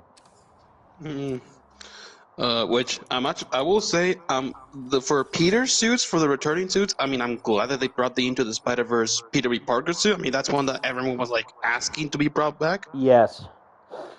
And especially with the Spider-Verse filter, which makes it look even better, in my opinion. Let's hope Connors is home. That one looks pretty good. But I'm sorry I cut you off earlier. So what were you saying before, Ghosty? No, yeah, I was just talking about the what do I think of the original designs? So yeah, like, I don't necessarily hate them, but I was just like, bro, we could have just had like more comic book designs instead of just bringing these original designs for these influencers and that kind of stuff. And so like, for example, like the Last Dance suit and the Into the Spider-Verse suit, those ones I'm glad that they're in the game. Although I will say, if they are going to be like bringing back suits from the first game into this one, I do really hope that they bring back the Big Time suit, because that's one I really wanted to see back in this game. The Big Time suit with like a black and white color variant would be sick, now that I think about it. And that one would be, I would love to see. Same with like the Spider Armor Mark II, what that could be like for, you know, black and white. It's already silver and black, but like, yeah, I don't know, red and blue or something. That would be pretty sick. Yeah. And again, adding to the features of like the ray tracing and the reflections on the skin and the suit, the material and all that, I think it'd be fitting if they did that. Yeah. But I can't deny this black and white Last Stand suit's pretty sick. And again, you could think that like, oh, they're lazy devs. I want my story DLC. Give me my story big expansion. It's like, can you please Shut your mouth. Because there's also the fact that they added these suits in the game with color variants. The Hellfire Gala suits didn't even have that. They're just standard. But the fact that all these suits have color variants shows that they're actually putting effort into the content, which is free. So doubling down on quality over quantity is the big thing that people really need to take into consideration. It's quality over quantity. You're not going to get the continuous updates because that's not how the gaming industry works anymore. It's not. Well, we already got 3 DLCs per month. Like in the the first game with each month with October, November, December, there was a month of DLC each time, almost like the Alan Wake DLC, where it was like an hour each of story content, and then a little bit of side missions here and there to pad out, and suits, of course. But again, this is different because they never confirmed before the game release that we were going to get DLC. So we didn't know. We still don't know whether or not this game is going to get any narrative story DLC. But if it does, it's probably going to be worth the wait because it's going to be bigger than what we get here with the Sea That Never Sleeps. No, yeah, definitely. And also it's like you have to take in consideration that Insomniac, like, they went through a lot last year with like the Insomniac hack, which unfortunately happened, and that basically like leaked all of their 5 to 10 years planned. And so considering that happened, it's like there was probably like some stuff probably have to change or be they probably like abandoned some of their plans or something like that. So they had to overhaul now their entire development process for what's going on, like dealing with the Wolverine hack and all this stuff, and of course now with Spider-Man 2, like the plans that they had are more than likely, again, either they may still happen, they may not happen, it depends, but it's all about what they want to do going forward in terms of, execution. And again, like I just said, quality over quantity. That's what matters most. So if they want to take, like Alan Wake 2, same thing, came out in October. DLC just released now in June. So that's, let's see, October, November, December, January, February, March, April, May, June. That's 8 months. 8 months since launch till now DLC. So if that's going to happen for Alan Wake 2, it's easily going to happen for, Spider-Man. No idea. yeah. All right, let's go. Come here. Come here. Let's see how this suit looks with the tendrils. Yeah, this is going to look sick. No, see? Okay. So you got the Iron Spider Leg finisher, but I want to go back to the Symbiote finisher. I hope that pops up. Let's see. Woo! Oh, Soren Durapek says, I missed the cutscene. Is the suit glitch when he rips off the suit? Yes, it was, and it was hilarious. Oh yeah. Let's see. Okay, finisher, please. Let's see. Does he do the air finisher? Because there's a symbiote air finisher. There you go. Yes, he does. Woo! Nice. Good to see that back. Awesome. Let's see. Diego Diaz. I want him to say he's gonna wish he never came to New York. Come on. Diego Diaz in the chat says, I wonder if they fixed the Amazing Spider-Man 2 suit soles from his shoes. I will check that out, but I'm not sure. Woo! Peter's popping off. Pat Sandu says, Evan, I still play Ultimate Spider-Man in my PS2. I can say it's better than this because you can play as Venom a lot in this game for 2 missions. Well, again, that is a good point because in Ultimate, and I love Ultimate Spider-Man. I think I've said this, several times in other streams before, but God, the Bully Lowenthal music still hits every time. In my top 5 Spider-Man games ever made, number 1, Spider-Man PS4, number 2, Web of Shadows, number 3, Ultimate Spider-Man, number 4 it goes back and forth because I love Shattered Dimensions, but I also really love this game. So, I'm not, like... 1800s? I love the braids. I think... Okay, number 1, Spider-Man PS4. Number 2, Mm-hmm. Web of Shadows. Number 3, Ultimate Spider-Man. Number 4, Shattered Dimensions. Because there's so much art and uniqueness to that game, and it popularized Spider-Verse to such an amazing level, you know. Because the '90s show had the Spider-Verse. That was like the first live media portrayal of it in like a television or movie format. Was the '90s show, but the game that elevated the Spider-Verse to new heights never seen before. Like that game changed everything. So that's huge, and I love Shattered Dimensions. And number 5, it might be either this Marvel Spider-Man 2 or Spider-Man 2000, like the PS1 game. No, yeah, like my top 5 will probably be like it still is Marvel Spider-Man, the first one, either the PS4 or the remaster. Honestly, they're both the same game, pretty much. They are the same game, and especially if you love the 60 FPS improvements. Like, yeah, gameplay wise, technically, the remaster is the best way to play the game, of course. But for me, and of course, starting the Spidey Squad and everything, the first PS4, John Bubniak, even meeting John Bubniak, interviewing John Bubniak, that will always hold a special place in my heart. I still have my PS4, my Spider-Man, you know, the white advanced suit Spider-Man PS4 Pro right next to my PS5. So the amazing red PS4 Pro. The amazing red, exactly, and I love every bit of it. So yeah, then number 2 for me it would be obviously it would be Spider-Man PS4 or Spider-Man remasters. Then Miles Morales would be second. Because even though the game was shorter, I do think like the overall character arc and the themes that game touches are like really good in my opinion. For Miles, yes, really good. And again, you get great moments between Najee Jeter as Miles and Jacqueline Pena as Rio. Like their chemistry makes the game. It's that good.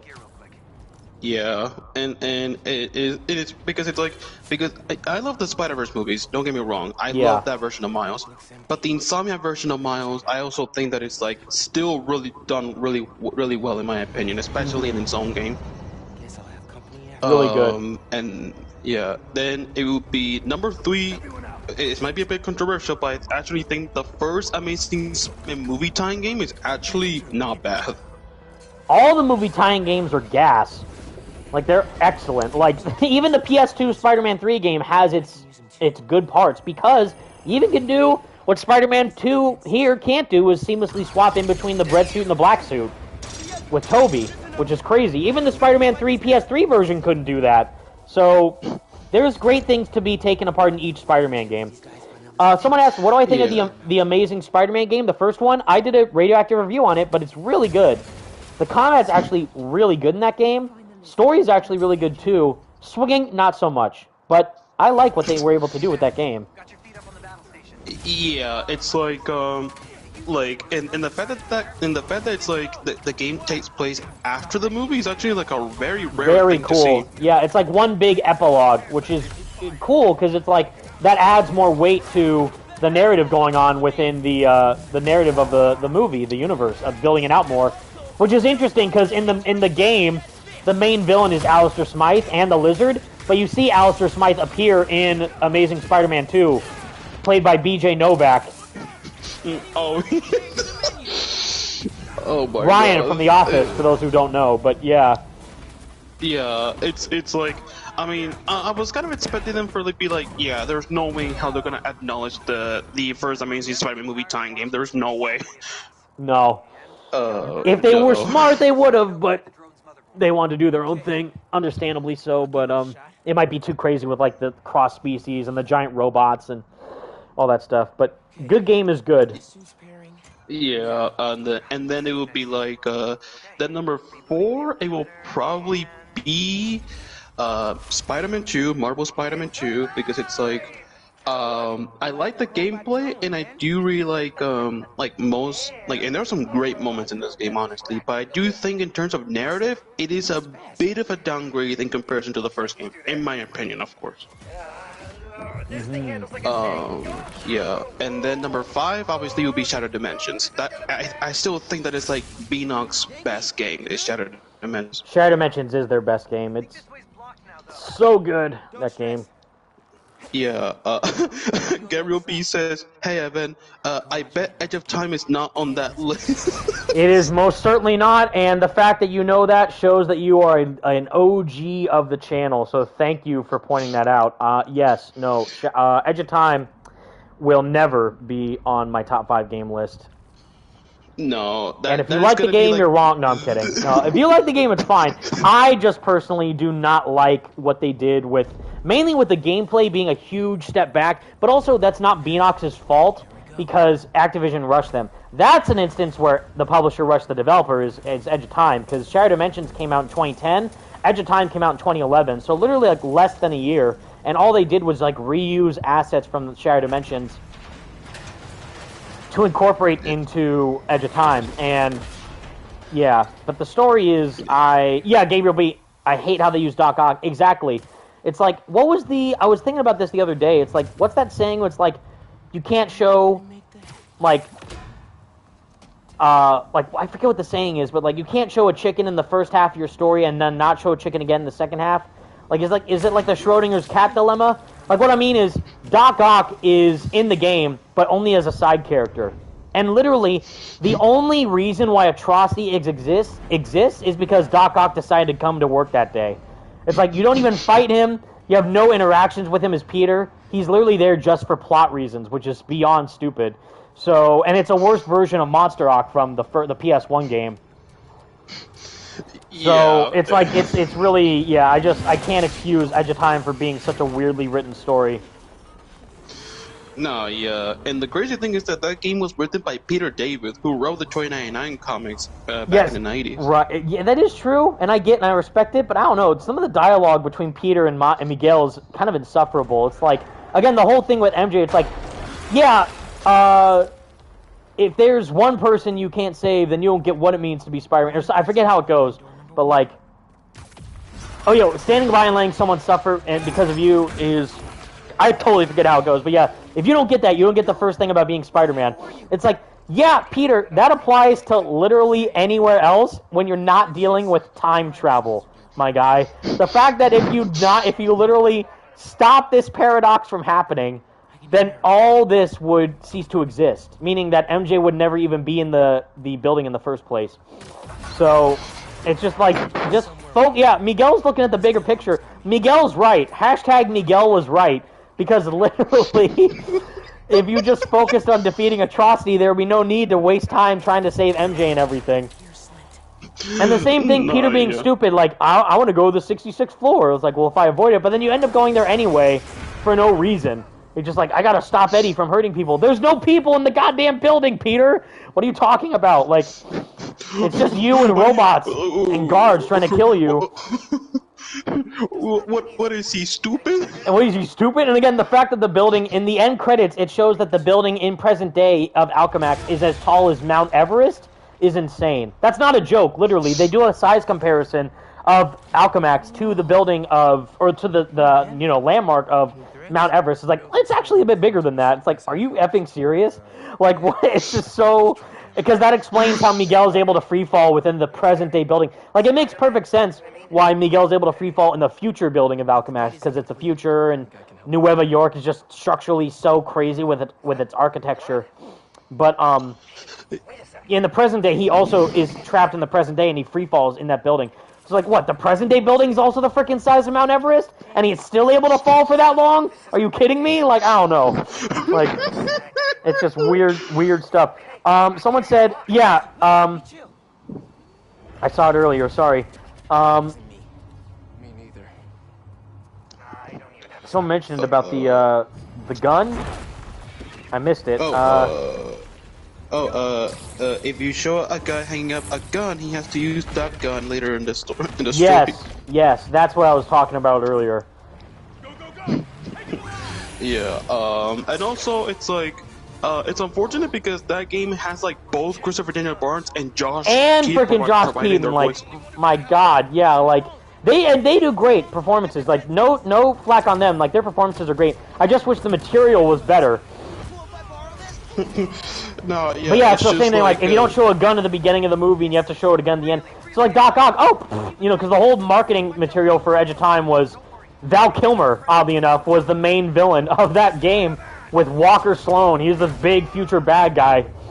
But then all of a sudden it's like, actually, here's just a worse version of Monster Rock with Doc Ock morphing into Anti-Venom for no reason.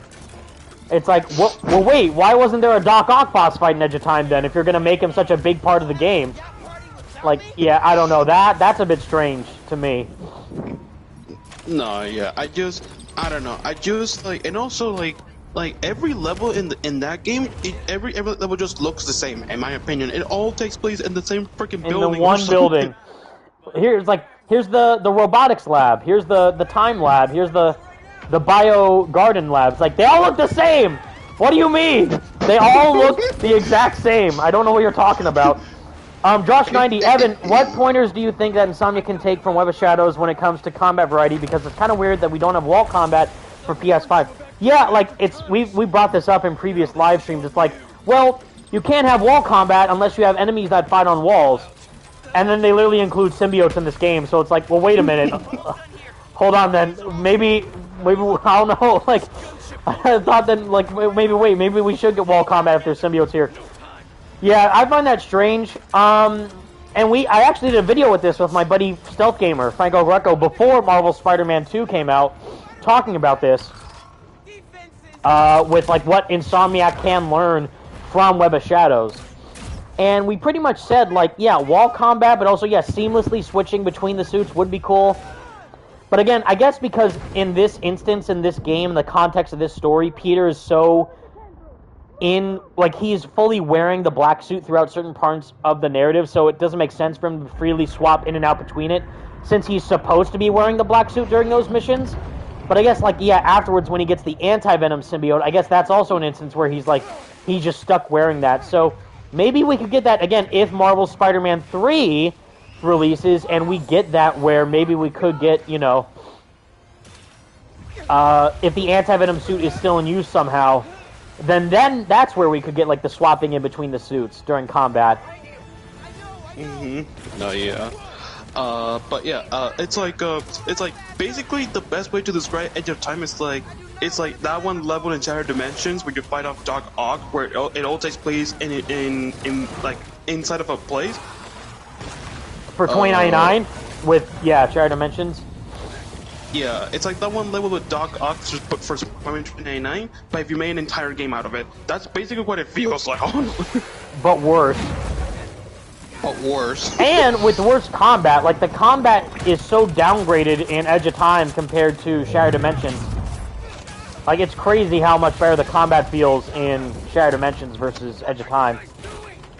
But yeah, so, basically, moral of this story, Edge of Time sucks ass. I'm just not a fan of it, in my opinion. No, yeah, but you know what's the worst thing is that even though I don't like Edge of Time as much as Shattered Dimension, I still went for the 100% because it's like, well, it's a Spider-Man game, so I got a 100% even if I don't like it as much. Yep. Someone in the chat said, how do you change the parry animation from Curry? That is in the settings, which we actually showed earlier in the stream, but it's in Options menu, Gameplay, and at the very, very bottom, it's for Peter only, obviously, not for Miles, but you get that option to change between parrying with the Iron Spider arms or the symbiote tentacles, which is great. Which is a really cool detail, and I'm glad that they actually like finally address it in the game. Yep. Yeah, this suit looks. I love the little white hand patches on the hands too. By the way, for the Last Stand suit. Aw, Humanator, I'm still waiting for your Hi-Fi Rush stream. Thank you so much. You're like one of the few people who actually wanted to see me play the game. I actually did do it, sadly. No one watched it, but I did do my live stream for playing Hi-Fi Rush back when the studio got shut down, Tango Gameworks. And I did a live stream talking about that news and my thoughts on it. So go check out that. It's archived on my channel. But yeah, that was really fun to play through. Because that game slaps. That game was really fun to actually play on stream. Let's see. So now we just did that mission with the Peter and Miles suits. We're going to do the Lizard boss fight with Peter in the Motor Chic black suit. But then Miles, even though Miles doesn't appear during the boss fight, I'm going to make him wear the Uptown Pride suit with red, I guess. That looks kind of interesting. But yeah. Let's see. George Lopak says, "Who else missed having the 8 gadgets in the first game?" Well, the thing is, it's so weird because, like, again, it's the whole thing of people don't know how good they have it until it's already gone. So people were complaining. It's like, I don't like the suspension matrix. I don't like the concussive blast. I don't like the. It's like, okay, then good riddance. Then it's like, well, we bring them back. It's like, then what do you want? Quit your whining and choose what you want. Which is interesting because in this, what they did instead is they morphed them together. So the upshot is pretty much like the suspension matrix mixed with the web shooter, impact web, and then the web grabber is like the trip mine mixed with web bomb, pretty much. So it's like they combined them to make these new gadgets. What I would have liked instead is if Peter and Miles had different gadgets. I don't like how they have the same gadgets. And I brought this up in my review, my initial review for the game back in October of last year. Even though they're obviously training together and they're sharing tech with each other and all that, I get it. And obviously they need the sonic grenades to fight the symbiotes later on. So that's a gadget they should both have for sure. But the other gadgets they should have should be different. Peter should have different gadgets from Miles, and Miles should have different gadgets from Peter. Especially if we end up getting Silk in Spider-Man 3, then she should definitely have different gadgets from Peter compared to Miles. Where is he going? What's a security camera doing all the way down here?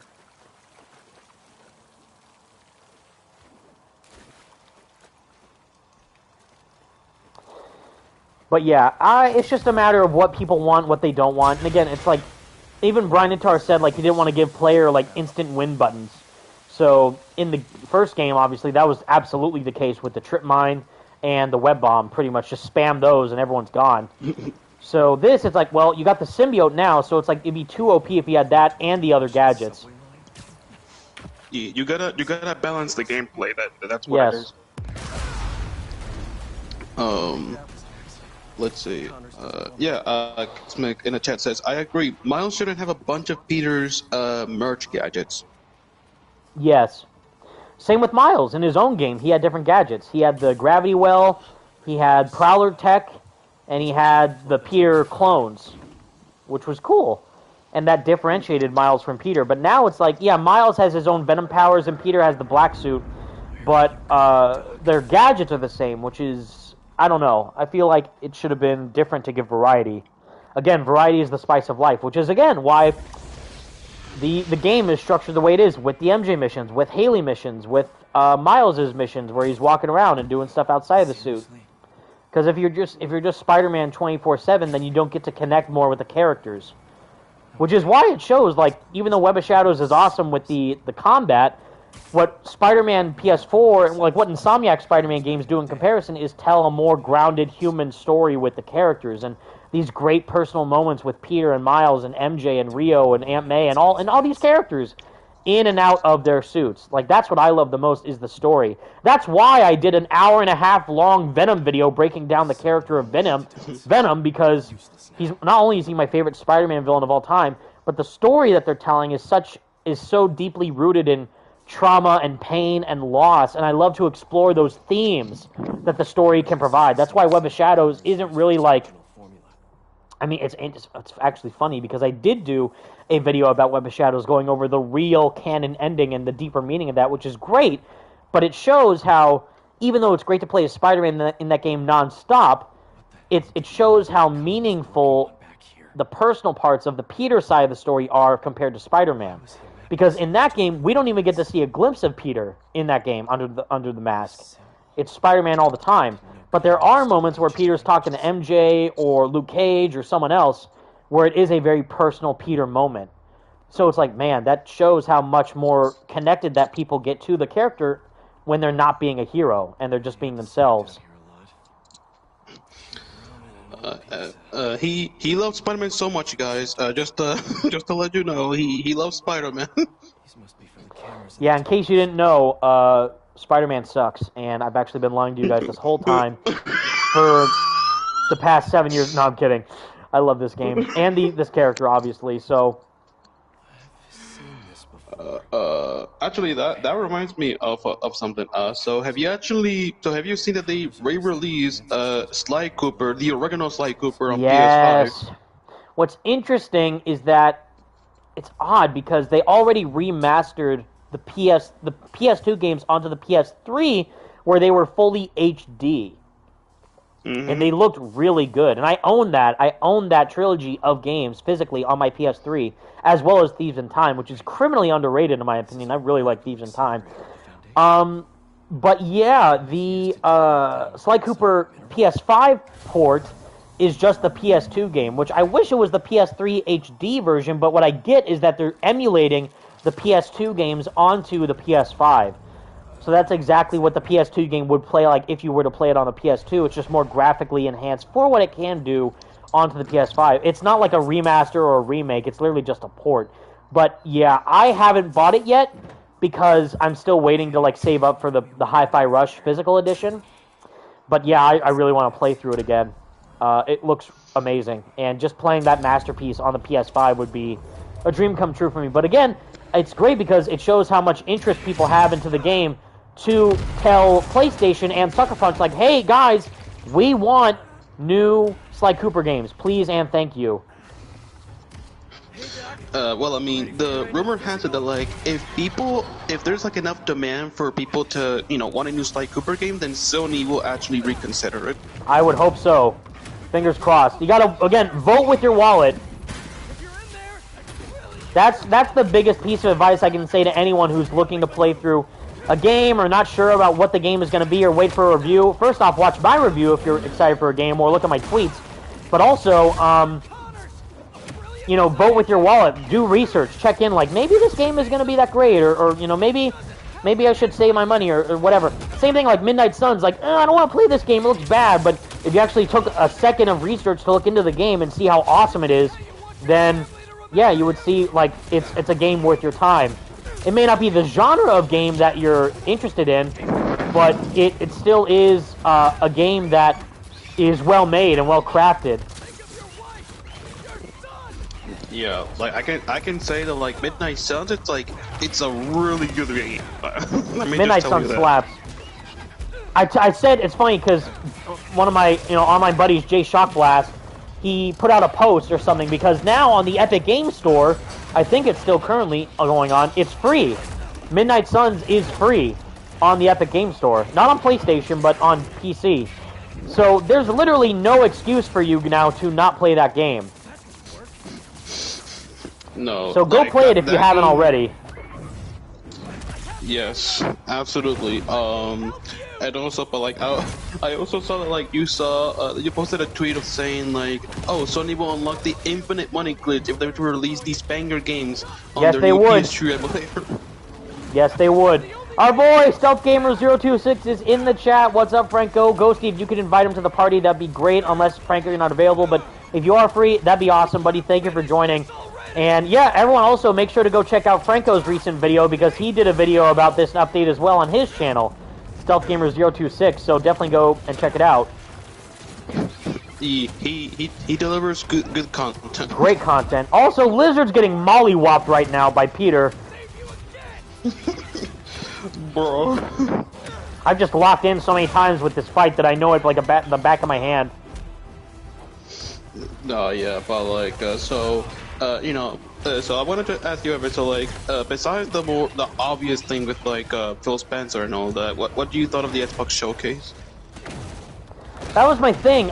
Franco's at work, sadly, so he can't join, but we'll talk later, buddy. Thank you for joining, though.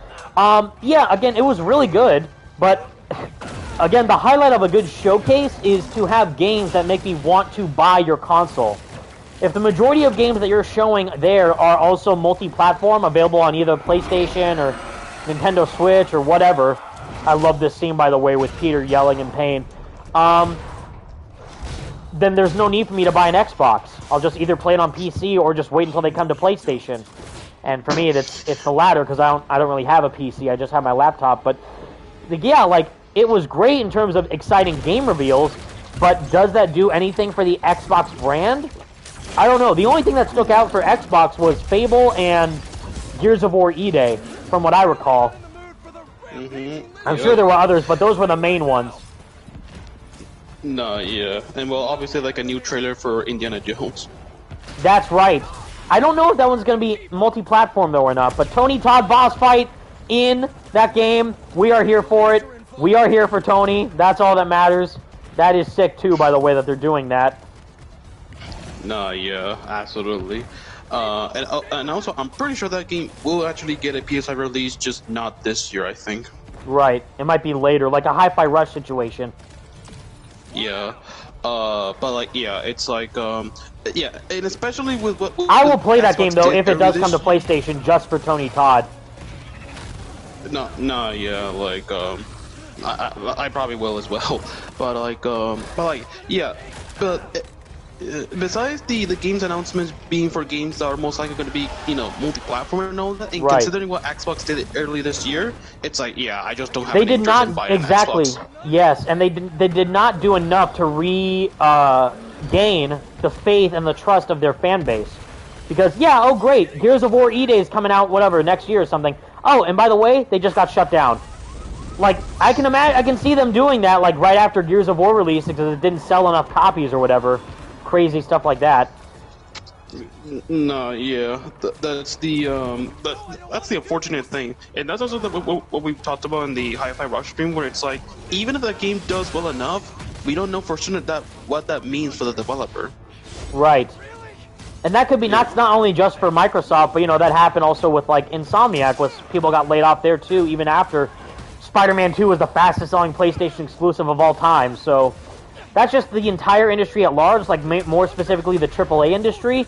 But it's also just, you know, yeah, sad to see for like a talented team like, you know, Tango and Arcane to be treated in such a poor way. Mm-hmm. And like, and I don't know if it was just me, but like, even like before this year, Xbox has already been like on the, like going downhill for like the last couple of years, honestly. Yes. It's been a while. It's been a while. It's like, because I don't know if you remember like the infamous Xbox One presentation that they did like a decade ago. With Jesus Christ, I can't believe it's been a decade since the Xbox One came out. I know, actually. That's crazy. Same with the PlayStation 4. I almost said 3. The PlayStation 4 released in 2013. So it's crazy to see how far we've come. And the same thing, like people like they would not do a PS5 Pro. It's like you clearly do not do research in the gaming industry then. Because this lines up perfectly with the holy smokes, with the time frame in between when the PS4 Pro released and the PS4 original. Mm-hmm. Yeah, they released a PS4 Pro like months after the or like not months, actually years after the original PS4 release. And right. And yeah, so the PS5 came out in November of 2020, and then in 2023 we got the Slim. Exactly. And so it just shows that it's constantly evolving with the console lifespan and also just the marketing value of, you know, now they just released the Slim for the PS5, but yeah, next or by the end of this year, was kind of been teased by insiders that the PS5 Pro might release in the fall of this year. And if you don't even own a PS5 yet, then it's actually a good thing, because that way you'll be able to invest in the best version of the PS5 console that's available on the market. And what we've said is that if they do like a Wolverine PS5, like they did Spider-Man 2 PS5, I have no doubt they'll do like a Wolverine PS5 Pro bundle by the time that game releases. So it's just good marketing strategies. Yeah. Gabriel B in the chat says they will likely also do a PS5 Slim. Breaking news: there already is a PS5 Slim. There is a PS5 Slim, which is great. And it holds actually. Nice, and it has more terabytes of storage than the base PS5. So Ghosty actually has an upgrade on me and other base PS5 owners, is that the PS5 Slim has more storage space. Yeah, although the one downside of the PS5 Slim is that it does not come with a vertical stand. That is true. You have to buy it separately, which stinks. But because I do not like seeing the PS5 horizontal. I think it looks super weird. Nah, yeah, like Ooh. it just looks so odd. Yes. But That was sick. because the console design is clearly meant to make it look like, to put it, vertically, not horizontally. Right. Yeah. Let's see.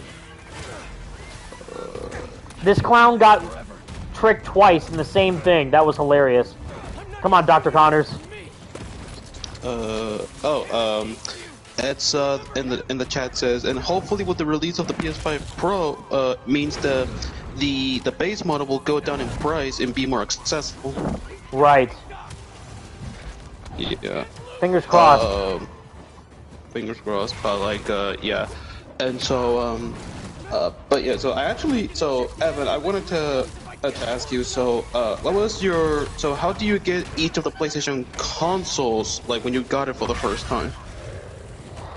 Yeah, so it was crazy because so the PS5 released in 2013. I didn't get my PS4 released in 2013. I didn't get my first PS4 until 2015 when they released the Batman Arkham Knight PS4 bundle, and I got that because my mom was awesome and she got it for me as a birthday present, which was super nice. I wasn't even expecting that. End it with a takedown. That's what I'm talking about, baby. So that all happened, and it was crazy.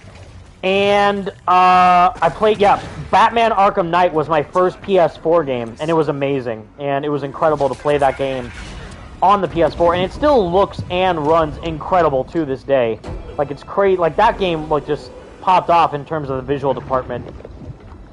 So there was that, and then I had that for 2015, but then Spider-Man PS4 came out in 2018. So then I bought the PS4 Pro myself in 2018.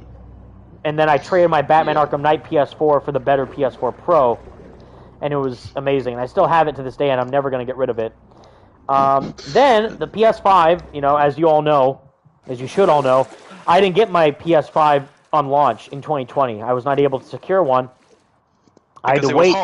It was hard and COVID, and I literally waited for my first Black Friday event outside waiting midnight, but it was only a GameStop which had 2 PS5s, and people are already in front of the line, so they got it instantly.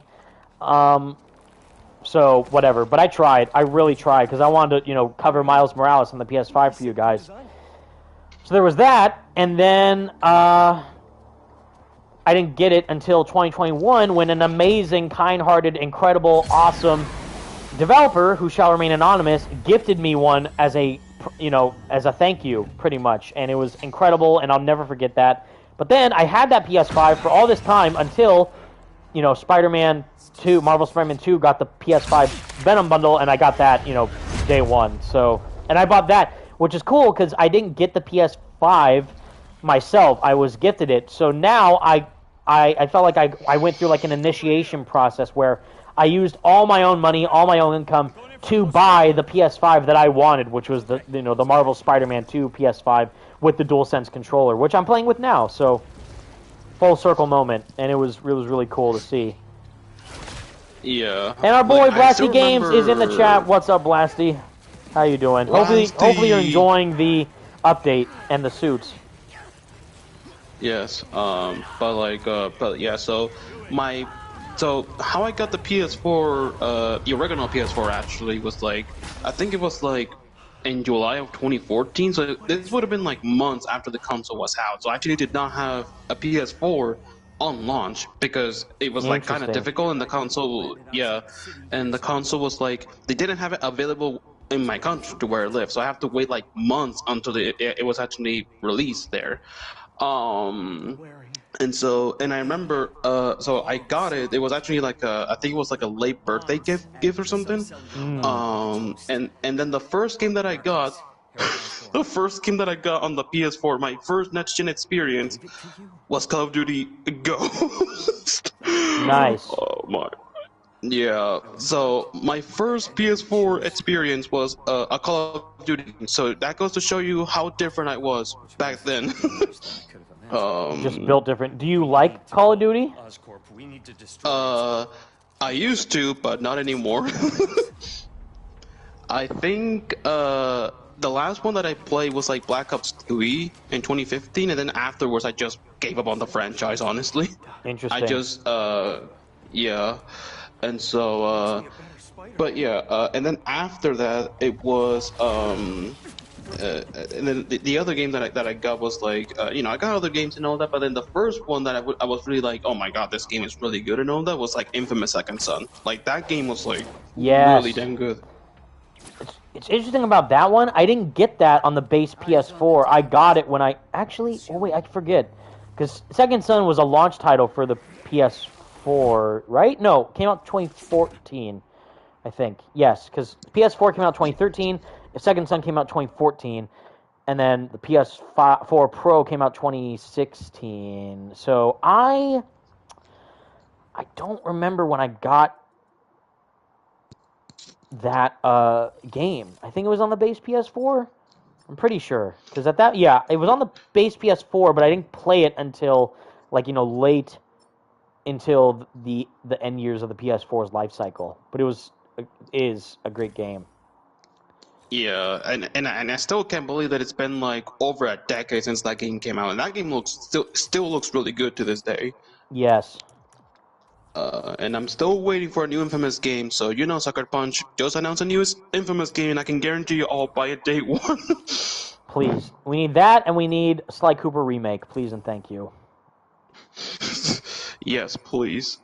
But like, yeah, like because back then I was like, you know, I didn't really have much of like, oh, you know, I just play games for fun and all that, you know, back when I got the PS4. But then when I play games like, you know, like I said, Infamous Second Son, the Uncharted games, and like The Last of Us, and obviously Spider-Man, like those games really put like a perspective into me where like, yeah, gaming is more than just having fun. It's actually being immersed in these stories and these characters and these amazing worlds.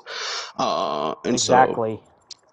yeah, so I guess you can say that like playing those games really put like a perspective in my mind and just be like, yeah, these games, video game is like what we always say, video game is an art of medium. It's that meme from the Iron Giant movie. It's art. It's What you art. currently have in your mouth is art, because it is art. The best. No, yeah, but like yeah, but yeah, like the PS4, like that console was like, you know, it had great exclusives. Honestly, like obviously you have Spider-Man, you have God of War 2018, you have Horizon Zero Dawn, um, and like it's amazing. It's actually funny the fact that Sony had like, you know, an amazing like era with the PS4 versus like Microsoft with their Xbox One. Like what did Microsoft did with Xbox One that was like, oh, this is like the second coming of Jesus Christ? Like Yeah. nothing. No. You know, like, My name's Pete. I think that's hilarious. Mr. Parker. No, yeah. And we're very lucky But like, so, I actually wanted to ask you, what is like your top 5 favorite PS4 exclusive that you played? Ever wonder It's a good some question. insects I mean, can Spider-Man. run right across the path? Need I say more? But no. Besides that, Bathroom? I was really blown away by God of War 2018 Okay. when that came out, because I wasn't too big of a fan of the God of War series. And then when that game came out, it was interesting because that game came out before Spider-Man. Spider-Man. So that was the first game where I was like, because what's even more interesting As the force exerted is that was the first game that released from the PlayStation E3 2016 presentation. Because Death Stranding wasn't out yet. Days Gone, I don't think was out yet. Spider-Man obviously wasn't out yet. So this was like, it was crazy because like we're finally here. Like we're kind of getting now closer to the point where Spider-Man is actually in our grasp. And it was playing that, and I was like, yeah, it was wild to see the entire scope and scale that Santa Monica was able to do. Okay, class, read chapter 4 or Mhm. 5 or whatever. Miles, But I really like what they did. I can see I'm gone. I'm gonna get fired. I know, but you gotta see this. And then, of course, you know, doubling down on that even further with Ragnarok was crazy. Yeah, like Cardi Barrel Rock and like everyone who worked at Sony Santa Monica, they all did a great job with those games. Incredible. Yeah. And now we got the absolute banger suits! Which, yes, I had to do it for the culture for you guys to enjoy. Yes. Oh my god, it's so good to actually have finally seen these two in their respective costumes. Yes. Because it's like, I mean, it was cool that they brought the Into the Spider-Verse Noir suit as well, but it's like, bro, that's just not the same. This is not it, yeah. Which I like that suit. But, yeah, how they do this one now is the one people wanted to see. Mm-hmm. I'm wondering how these two will look like in the cutscene, though. I'm really curious. That is going to be strange. Well, I think in the cutscenes they don't do the visual filter. Yeah, that makes sense. Yep. Let's see. Blasty Games is in the chat. What is your favorite game on the PS4, Evan? Spider-Man, Spider-Man, Spider-Man, and Spider-Man. Ow, Peter, I thought we were going to be fine. I didn't know we were going to hit the bridge. Yeah, no. I mean, also, I think it might also be, like, my favorite might be my first, and that's Batman Arkham Knight. Oh, yeah, no, Arkham Knight. I know a lot of people don't like the story in that game, which I understand, because they just did, like, a worse version of the Under the Red Hood story. But gameplay-wise and graphically, playing that game in 2015 was like, holy smokes, like, this is like the beginning of next gen. I'm also doing terrible right now swinging. I don't know what's going on. I think I'm just distracted by how good the suit looks.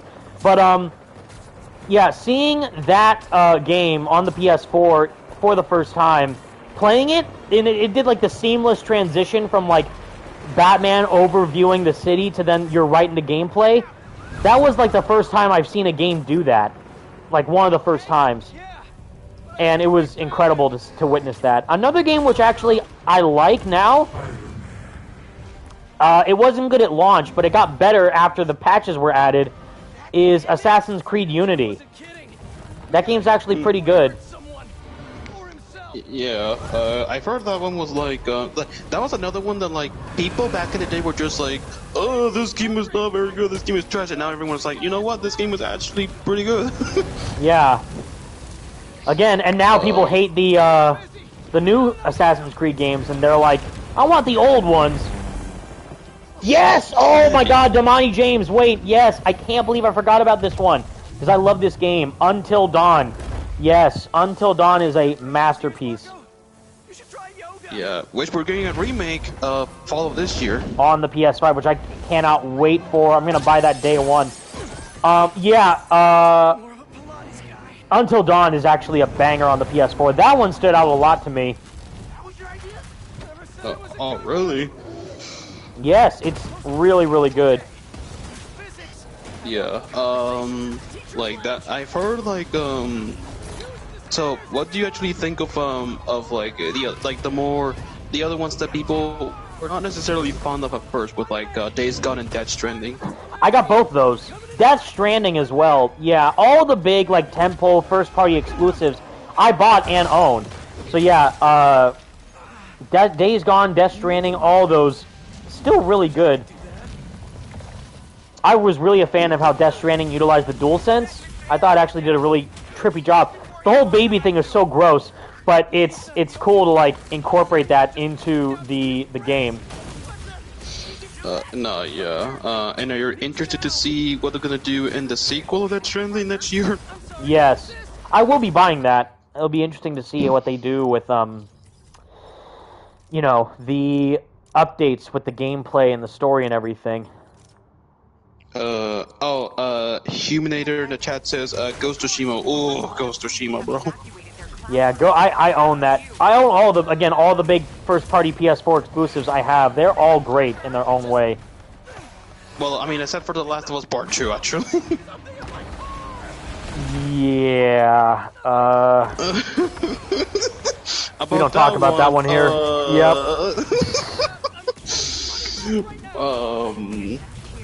I have so many games, it's hard to keep track, honestly. Like, but it's still amazing to see all the talent that all these game developers incorporate into these experiences, and still how good they run to this day. Like Death Stranding on PS4 and even Spider-Man PS4 still look and run incredibly well, which just shows how well crafted those games were. Nah, yeah, it's like, actually, that reminds me, have you actually played the PS4 version through backwards compatibility or something? Whoa!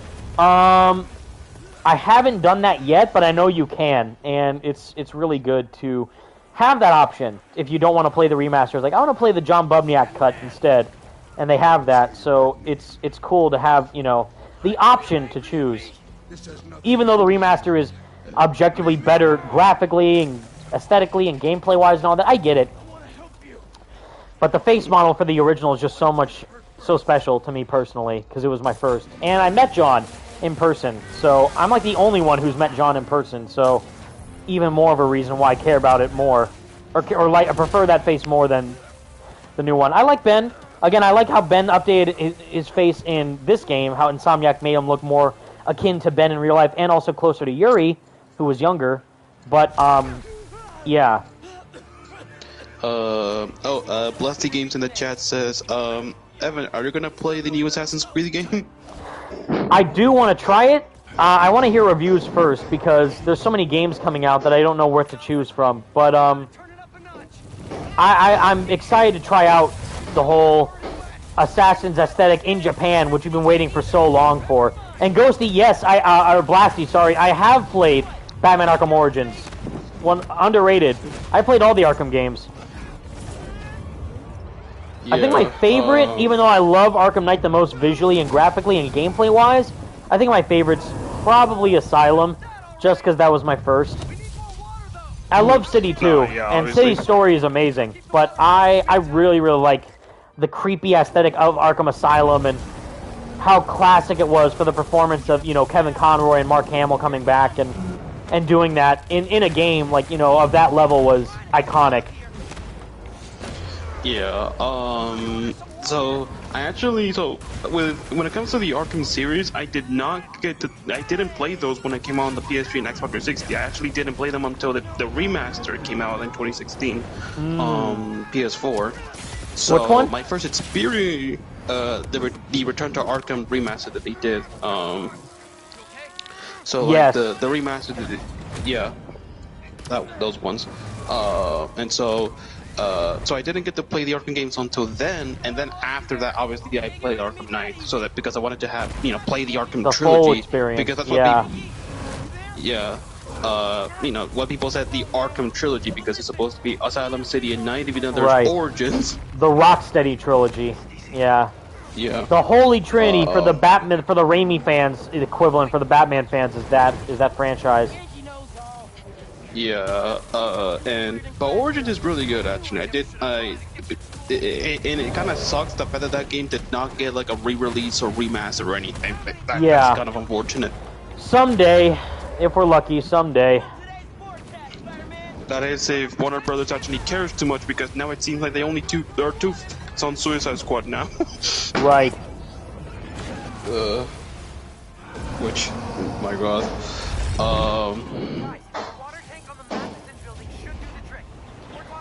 Unless WB wants to not be idiots and make all their games live service games, then yeah, we could see hopefully the return of Arkham Origins remastered or something. Especially now we're getting Arkham Shadow for VR, and that's a sequel to Arkham Origins. So you would think to capitalize on that, you could do both. With like, oh, here's Arkham Origins remastered, and here's Arkham Shadow for VR. Which is the thing that people don't seem to get. It's like, oh, I can't believe WB Games sucks and they're making them do this VR game. No, Camouflage wanted to do Batman Arkham Shadow. They wanted to make a VR game for Batman in the Arkham franchise, and WB said, sure, let's do that. And that's great, because they're really good with Iron Man VR. That game actually slaps. So it's cool that they're now going to apply that for Batman. The problem is that people are having is that they're not doing both. People want both. They want both the VR game for those who have the VR headset, and of course, the full-on AAA release of a remaster of Arkham Origins, or an actual sequel to Arkham Origins for the PS5 and Xbox Series X. It'd be like, oh, if Insomniac did Spider-Man 3, well, now they also got Spider-Man VR. But it's like, well, you can do Spider-Man VR, but you also want people to see Spider-Man 3. So it's not that it's bad to do it, it's just that people want both. They want to be satisfied with both experiences. It's like they're not really sure which one they want. They're like indecisive pretty much. Right. Yeah.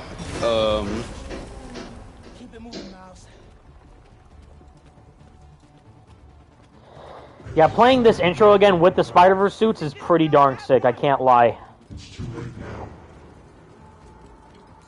No, yeah, like actually, playing with these two suits in the opening is really sick. With the sound effect, the onomatopoeia too, I love it. Bam, pow, bam. Bruh. But here's the thing: is that Arkham Shadow, for some reason, they're releasing that only on the MetaQuest 3, like not even on the PlayStation VR. Which right. Is kinda... That's what I'm wondering. I wonder if they'll do that in the future. Like they'll start with the VR MetaQuest 3, and then they'll release it on like PSVR 2 for PlayStation. But they maybe have like a deal with MetaQuest or something to do it first. Yeah, that's most likely. Let's see. And I get it. It's a very rough market right now to go out and buy a $500 headset just to play one game. Unless, MetaQuest wants to shout out content creators and gift people with free headsets. That'd be sick. But, we don't know. Sponsors. Sponsor, yeah, exactly.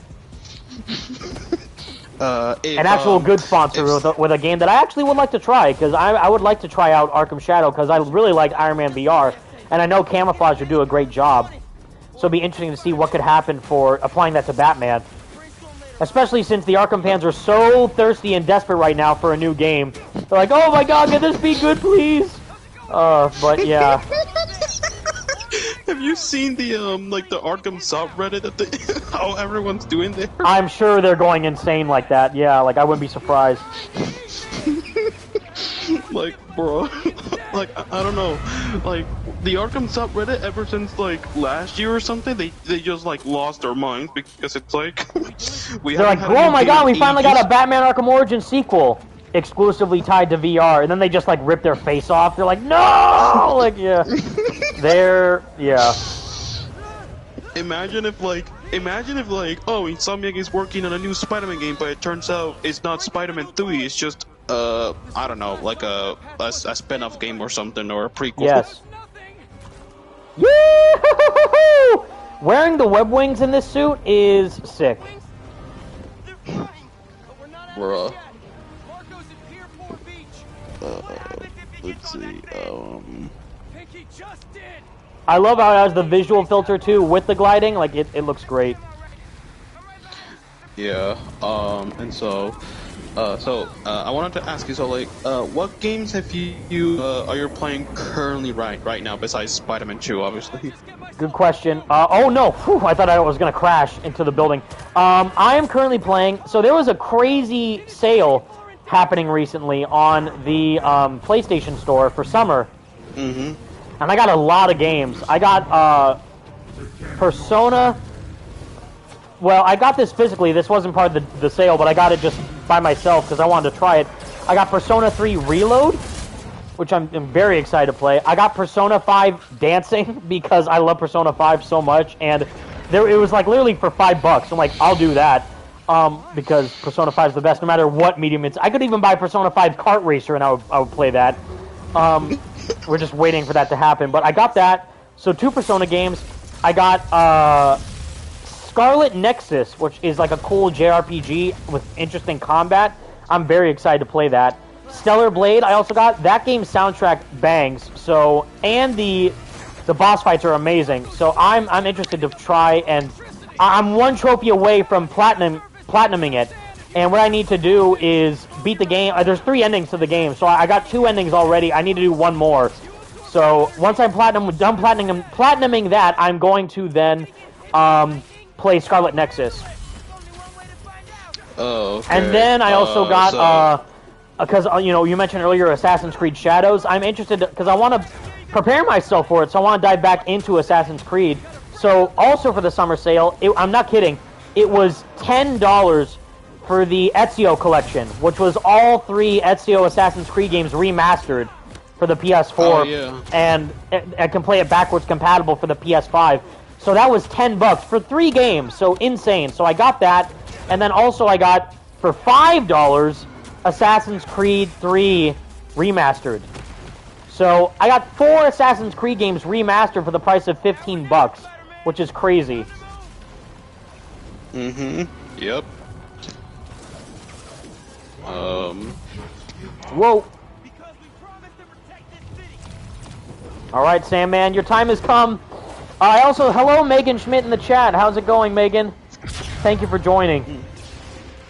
Yeah. Bella, what was the last Assassin's Creed game that you played? That's a good question. And I love Assassin's Creed. In fact, even back like a few years ago, I went to one of the Assassin's Creed orchestra events, like symphony things, and it was amazing because we got to hear the Ezio's family theme live performed. It was beautiful. So I love Assassin's Creed. Assassin's Creed Brotherhood is my favorite Assassin's Creed game of all time. Brotherhood's a masterpiece. Same with 2. But Brotherhood just hits a lot harder for me with the story that's told, and the villain is amazing. Cesare Borgia, and Ezio is incredible in that game too. Roger Craig Smith, also played by Roger Craig Smith, who plays Batman in Arkham Origins and Arkham Shadow now. So it all connects. And the gameplay mechanics, and Rome. Also, Rome as a setting is gorgeous. Even back then, in the early 2000s or 2010s, when that game released, absolutely gorgeous. So Brotherhood, and the soundtrack for Brotherhood as well will always be my favorite.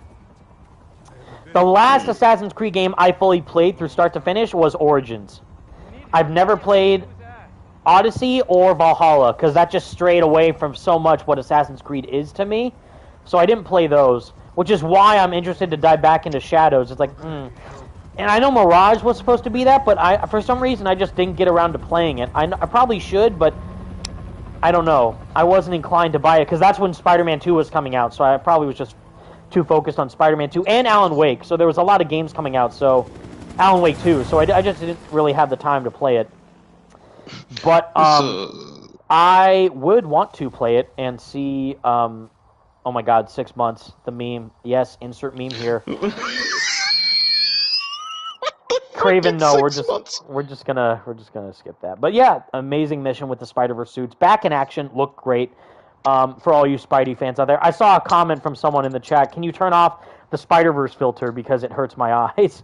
It gives you motion sickness. I get that, Humanator, a lot, which is why another reason why I don't use the Spider-Verse suits as much, because why would I wear that when the best black suit is right there, in my opinion? So I just wear that instead. I'm trying to think. We've been streaming for a couple hours now, right? We've done everything. We've done all the main suits. We've worn Fluoro suit, Motor Chic suit, Last Stand suit. Granted, we worn the color variants, but you get the gist of it. Spider-Verse suit we just wore. Miles we swung around with. We didn't wear the animated suit during a mission, but we wore it during Open Crimes. Metro suit we wore. Ginga suit we wore in missions. Uptown Pride suit we have not worn, so we'll wear that. And then animated suit we wore in Open Crimes and stuff. So cool. But we'll do probably one more mission, and then we might call it quits. But let's see. There's Miles. Peter, I want to wear the fluoro suit again. I want to wear the red and blue version. This suit looks... This is my favorite, I think, out of all of them. Not just for the original suits. This suit actually is gas. I also I didn't see, again, because it's hard to see in this angle, there's a spider logo on the back of his helmet. And it pretty much looks like if the advanced suit was put in Forza Motorsport. Like, this suit actually bangs. This suit looks really good. Miles' Uptown Pride suit, let's see. Because Miles has the gold, black and blue, black and white, which is like a symbiote version, but he doesn't have a symbiote, but it's cool. Red and black, almost like a Carnage type deal, and then random pink and blue for no reason. Again, this one, because a lot of Miles' suits from his own game are here already in this one. So I don't know what other suit they could have incorporated from his game to put into this one. instead of the Uptown Pride suit, unless I'm forgetting something. But We have the Winter and Broken Vision suit. that's right. The winter suit, obviously, because there's no snow in here, so, wouldn't really make sense. The Brooklyn Vision suit, I think, would have been a better choice. Because it has the backpack, and he goes to Brooklyn Visions. So what? So, yeah, actually, yeah, you're right, Ghosty. Great, thank you for pointing that out. I would have preferred the Brooklyn Visions over the Uptown Pride suit. You're welcome. I know that a lot of people like the Uptown Pride suit, but I just think, yeah, the Brooklyn Visions, especially considering Miles goes to Brooklyn Visions in this game, would be better than what they do here. And, yeah, see, well, the there's cool, also like, the spider logo on the back of the helmet's actually pretty cool. That's a really interesting detail. And the logos, I've always been a big fan of big, thick, fat spider logos on costumes. Not the small, microscopic suit logo that you can barely see, but the one that just is bold and says, yeah, I'm here. Spider-Man's here, and he's here to play. And it's amazing to see that. Yeah, and well, also the other suit that I also forgot to mention is the Spider Training suit that you only get in New Game Plus in Miles Morales. Which one? The Spider Training suit. It's Miles. That's right. That one, yeah, that's like his ESU suit equivalent, where he has it's like the suit that he has at the very end of the Silver Lining DLC.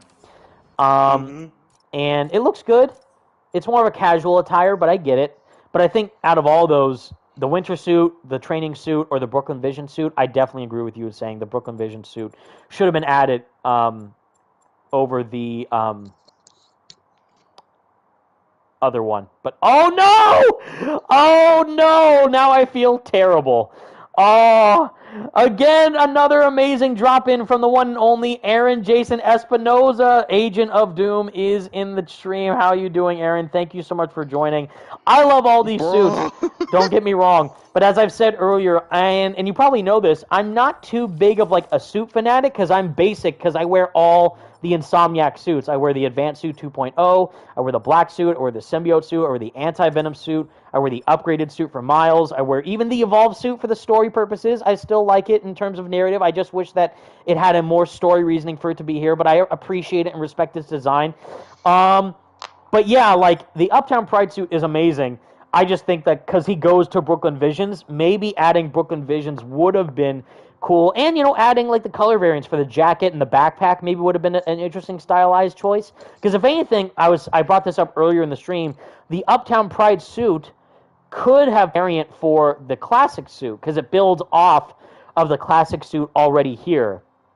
But now it's cool because you get variants for the Uptown Pride suit, which is in a way already a variant of the classic suit. So it's like you're doubling down on it, which is cool. But yeah, maybe in some other future update, maybe somewhere, we shall see, we don't know anything yet, that adding in the Brooklyn Vision suit, all the suits from the previous games, if you are so inclined, if that's even possible, in a possible update would be crazy. And again, it's all free, as I brought up earlier. So thank you, Aaron, and everyone at Insomniac for putting your heart and soul into this game and giving fans content that we include, that we appreciate and respect, and maybe don't even deserve it in some areas. But the fact that you do it out of your own kindness to give fans a treatment and quality that they love for the character of Spider-Man is amazing. But yeah, Aaron says, any decisions can be blamed on me. For legacy suits, anyways. Oh, so legacy suits for, Miles with the Uptown Pride suit, the animated suit, and then for Peter for the Spider-Verse suit, and then the Last Stand suit. Aaron also says, I get it. We were looking at highly requested suits, and for Miles, it was interesting. We have the majority of his stuff in there already. Exactly. Picking 4 suits was a tough choice, so we had to pick from a smaller list. Exactly. And we were talking about that earlier because they are including, not only they, of course, meaning you guys at Insomniac, including these suits for the comics and the legacy suits from the previous games, but also these new suits to give a new breath of fresh air within the Spider-Man suit closet, the wardrobe, And as I've said, this is my favorite. The fluoro suit is top tier for me. This suit looks literally like Forza Motorsport meets Spider-Man, or Gran Turismo meets Spider-Man, I should say. And it looks absolutely amazing in the black and white and the red and blue. I even like, and I brought this up earlier, I even like the green and black. And I mentioned how I think this version of the suit reminds me a lot of the Madam Web Ezekiel Sims suit. Because I thought that that suit was in some way going to be included in the game for like, oh, just tied in with Madam Web. But obviously, Madam Web, being the cinematic masterpiece it is, may have not resonated with people. So instead, we get this suit and almost like a color variant of the Madam Web Ezekiel suit, which is cool. But I love how it adds like a spider logo on the back of the helmet, and the logo designs too look really, really cool. I think this one was made by Lando Norris, right? This one looks really, really slick. And then Miles, yeah, Metro suit, not too big a fan of the basic color palette, but I love the variants. The black and red looks really clean. Red and blue is a cool pick too. And then a little bit of like Prowler colors with the pink and the blue, or purple and blue, looks slick. Genga suit is cool. Brazil, from what was Vinny Jr., right? Did this one. And yeah, Vinny Jr. did this. Kid Super did Metro suit. Lando Norris did Fluoro suit, and then Rina Sawayama did the Motor Chic suit, which I really like. The Fluoro suit, I like the black variant. The black and white variant of the Motor Chic suit is cool. I have to grow with this one. Like, I gotta learn to love it, but I like the design elements behind it. Last Stand suit, as I said, I like that it looks really cool. I love the black and white hand patches on this for the black suit style variant. That's clean. I was saying earlier, though, I would have loved to have seen the Spider Armor Mark II. This, my trusty Spider Armor, the Silver Spider, because of all the ray tracing possibilities that come equipped with that suit. And again, it's not even just 4 suits. You guys added, what we counted, 26 new suits, because even the Hellfire Gala suit for Peter and Miles did not come with their own colorways. But all these suits do. Even the collab, Kid Super collab suits and the Legacy suits have their own variants. And then, of course, the animated suits do not. But it's cool to get that balance. And I love that, again, variety is the spice of life. So you get to choose and mix and match which costume you want to wear and pair it with another suit that you think goes well with that. So it's cool, and I love how detailed it is in the open world and also during the missions. Let's see. Let's do another mission with both Peter and Miles. We got the boat Aaron, one. if you're still watching this, if I have a suit suggested that you can add from the first game to be added in this one, please add the big time suit. Please, I'm begging you. The big time suit would be cool. It'd also be like another black suit variant where you have to do like a black and white, red and blue maybe, and inverse. So like maybe green and black. Like that would be really, really trippy. Another one is the Spider Armor MK1. That's another one that I'm asking to be brought back. Nice. Especially with the reflections, with the ray tracing on that suit. Oof, that'll be sick. I was gonna choose the ship mission, the raft breakout, but I think we'll do the final mission with Harry as Venom and the boss fight. Even though we have to get through the MJ mission first, but it'll be cool to wear these suits. See, this suit looks gas. I really like the fluoro suit. This suit looks really cool in the red and blue. And then the Miles and the Uptown Pride suit looks really, really clean. Yeah, and then like there'll be another one. The Future Foundation suit, if they give that one suit variants, will be really cool actually. That would be cool because then you could do both. Because there is a Future Foundation suit with black and white, and then white and black. So if you do both as a suit variant, that would be very, very cool.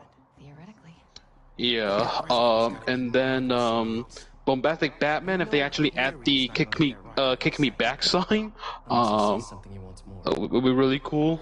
Yes, that's a suit power. Actually, that's one of the finishers. He just gets a kick me sign slapped on his back, and then that's it. Oh, I know. I know. I would love this. A black suit Bagman variant. That'd be crazy. His best friend beside him. Yeah, and then like and then the Spider Armor MK4, the all new, all different suit. That's another one I would like to see come back. Which one? the all new, all different spider suit, like the Spider Armor MK4? That would be really cool. The only thing I say, maybe, like, ideally, bring all the suits back, right? That'd be great. But if you have to choose and pick certain ones, I feel like now we're getting to the point where it's too much classic suits. You know what I mean? Like the red and blue classic. Because you got Spider-Verse, that's a classic suit. All new, all different, that's a classic suit. Classic suit is already in the game, like default classic suit. Raimi suit, classic suit. Tom Holland suits, classic suit. So it's like, again, do the deeper cuts. Like the Spirit Spider one was cool. Armor Mark II would be cool. One day, maybe, if you can get the legal rights of it, Spider-Man Unlimited, I'd love to see that. Like the web cape. So the meteorite is Oh, the unlimited suit. here. I figured you could use a sonic touch. But again, huge props to all you guys for pouring so much heart and soul into the game with everything you guys have done up to this point. And it really shows, and it means a lot to us that you guys do all this for free.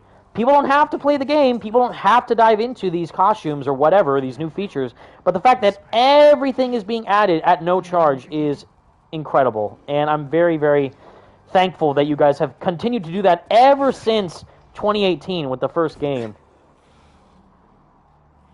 Evan, Aaron says, debated big time. Big time, it was high up there. The runner-up even. Interesting. See? It goes to show how it's very interesting because you have to choose. You have to pick your battles. You know, you have to choose. Like, well, lots of people like the Last Dance suit, but then maybe people like the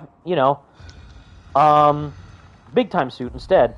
So it's about picking.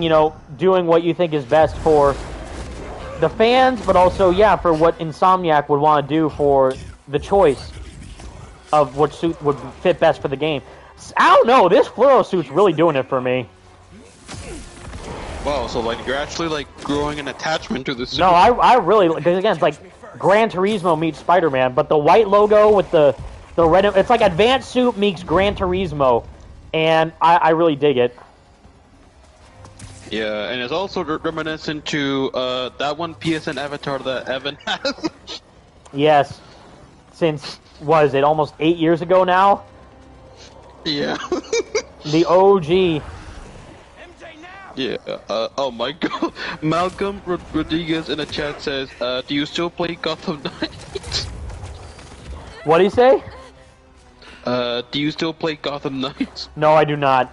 Even though I posted a picture yesterday of all my PS5 games that I own physically, and yeah, Gotham Knights is one of them. What's hilarious is that I was gonna give it to my roommate for free in San Francisco State University, my roommate Chris, but he only owns a digital PS5, and I have it physically, so he can't play it. But I would have given it to him because I don't want the game anymore. So it's like, yeah, the less I have to see about it, the better.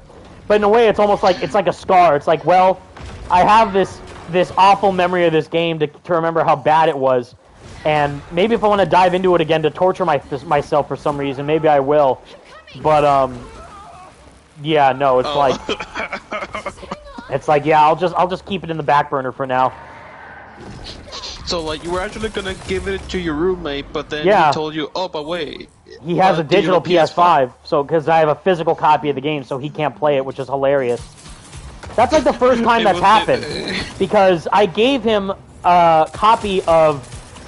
Because I bought the. So what I did is I bought the. I got. Huge shout out to PlayStation. I got the review code for Marvel Spider-Man 2 before the game released. So I already got that version of the game. Then I bought the collector's edition because I wanted the 19 inches of Venom. But with that also came the digital deluxe edition for the game. So because I had the digital deluxe edition, I gave that to my roommate as a free gift, and he was super thankful and grateful because he's been with me that whole journey throughout when I started attending San Francisco State University at the beginning of the year. Since day one, he was always super supportive, and he even made cameos on my channel. So as a way to thank him and be a good roommate, I gave him a copy of Spider-Man 2 with a digital deluxe edition, and then I gave that free copy of the standard edition that I got for the game with the I think I'm like pre-ordering that. Yeah, because I bought the game physically, so I got that, and then I used the code for something else, and then I got the standard edition for the PS5. That's right, I got the PS5 bundle, which came with the standard edition for the game. So that is the one I gave away, and that one was just for some random viewer. Yeah. Aaron said, who was it? Lamau, I've been calling it the Gran Turismo man suit. That's amazing. That is literally that's the canon name for the suit now. That is literally, Aaron, that's the best name I've ever heard. That's literally what it is. Because I saw it because if you guys know in the stream, they released the concept images of the suits for the Kid Super collab months in advance. It was like publicly shared by Kid Super on Instagram, I think. And they showed the fluoro suit, and it was like a motorcycle suit with the helmet. And I was like, how's that going to look in game? Because he's going to wear a helmet during, we showed it earlier in the stream where he's taking off the black suit, and he's like, he's screaming in pain, writhing in pain with the symbiote with the bell, and he's like, I got to take the suit off, and then he's ripping the suit off the helmet. It just looks so hilarious. But, yeah, it looks really good in game. And again, all the color variants look really good. Even the black and green looks good. The Madam Web suit variants in there. So you got the Madam Web suit pretty much. The Peter suit with the red and blue color variant, that looks great. And then, yeah, the black and white, we did that during the Anything Can Be Broken mission. Looks amazing. So, and again, that's just a testament to the detail. It's not just the suits in the game. The suit has color variants. So again, it's like not just 4 suits per character. It's like 26 suits in total. Looks like my exit Yeah. But Matthew McGee says, do you still own the Avengers game? Yes, I do. Yes, I do. Again, it's like that joke. It's like that joke from Parks and Rec. It's like, what? I love garbage. Like, I just can't help but love garbage. But no, also, I just like to build out my PS5 library. So even if it might be a game that I don't love, at least I can play it whenever I feel the need or urge to do so. And Spider-Man's in it, and even though we joke about his gameplay literally every chance I get during those videos I make, it's still fun to, maybe you can jump into a match or whatever and play the game and just test out the combat with Iron Man and see how even that could work for the upcoming Iron Man game. Ouch. This guy just got me in 2 seconds. Alright. Let's do that again. Whoa. So come over here.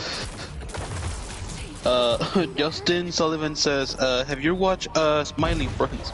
Woo! Yes, I have. Literally, it's my IP to sit on and do nothing with. I literally, I watched the one yesterday, Spamtopia. That one was insane. Did you just look into my eye? And it's like, even with Pim, it's like, alright, Pim, you translate, I'll talk to the jester, and we'll get out of here. Aight? Like, he just stares at the camera like, it's so creepy, but I grew up loving Psychic Pebbles for a while. Like, I'm a big Psychic Pebbles Oni NG fan. So, seeing the show is amazing. No! Oh, look at what? Look at the health! What? Hold on, what? Do you see the health with the frickin' this brute here? Come on. How in the world? We killed each other. Oh my god. MJ!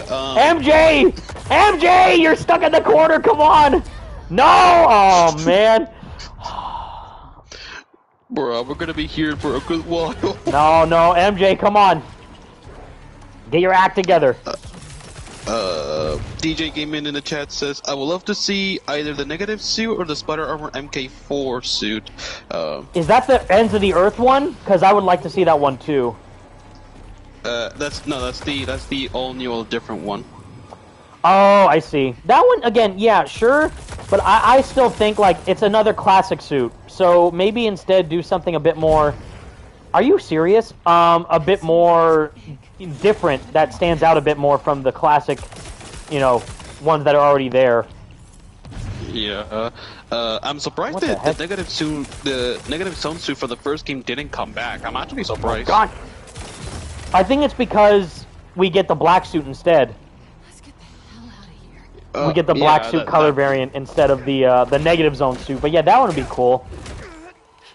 Yeah, even though it's like Peter Parker doesn't really interact with Mr. Negative until like the very the cutscene where he gets the anti-venom suit, but even yeah. But it would have been a cool choice if it was possible. Let's see. What the game says. You enjoy the 19 inches of Venom? I always enjoy the 19 inches of Venom. I enjoy the 19 inches of Venom when I met Tony Todd. I enjoy the 19 inches of Venom when I did my Venom video. I enjoy the 19 inches of Venom when I got the PS5 bundle. 19 inches of Venom all day, every day. That's a lifestyle choice for me, baby. No, yeah. I was wondering, because I met Tony Todd in person, he was amazing, and he autographed my PS5 bundle. I was debating whether or not I should also bring the Venom statue for him to sign, but I'm like, where would he sign it? I don't want him to sign it on Venom or whatever, or on the base, because it's like, where...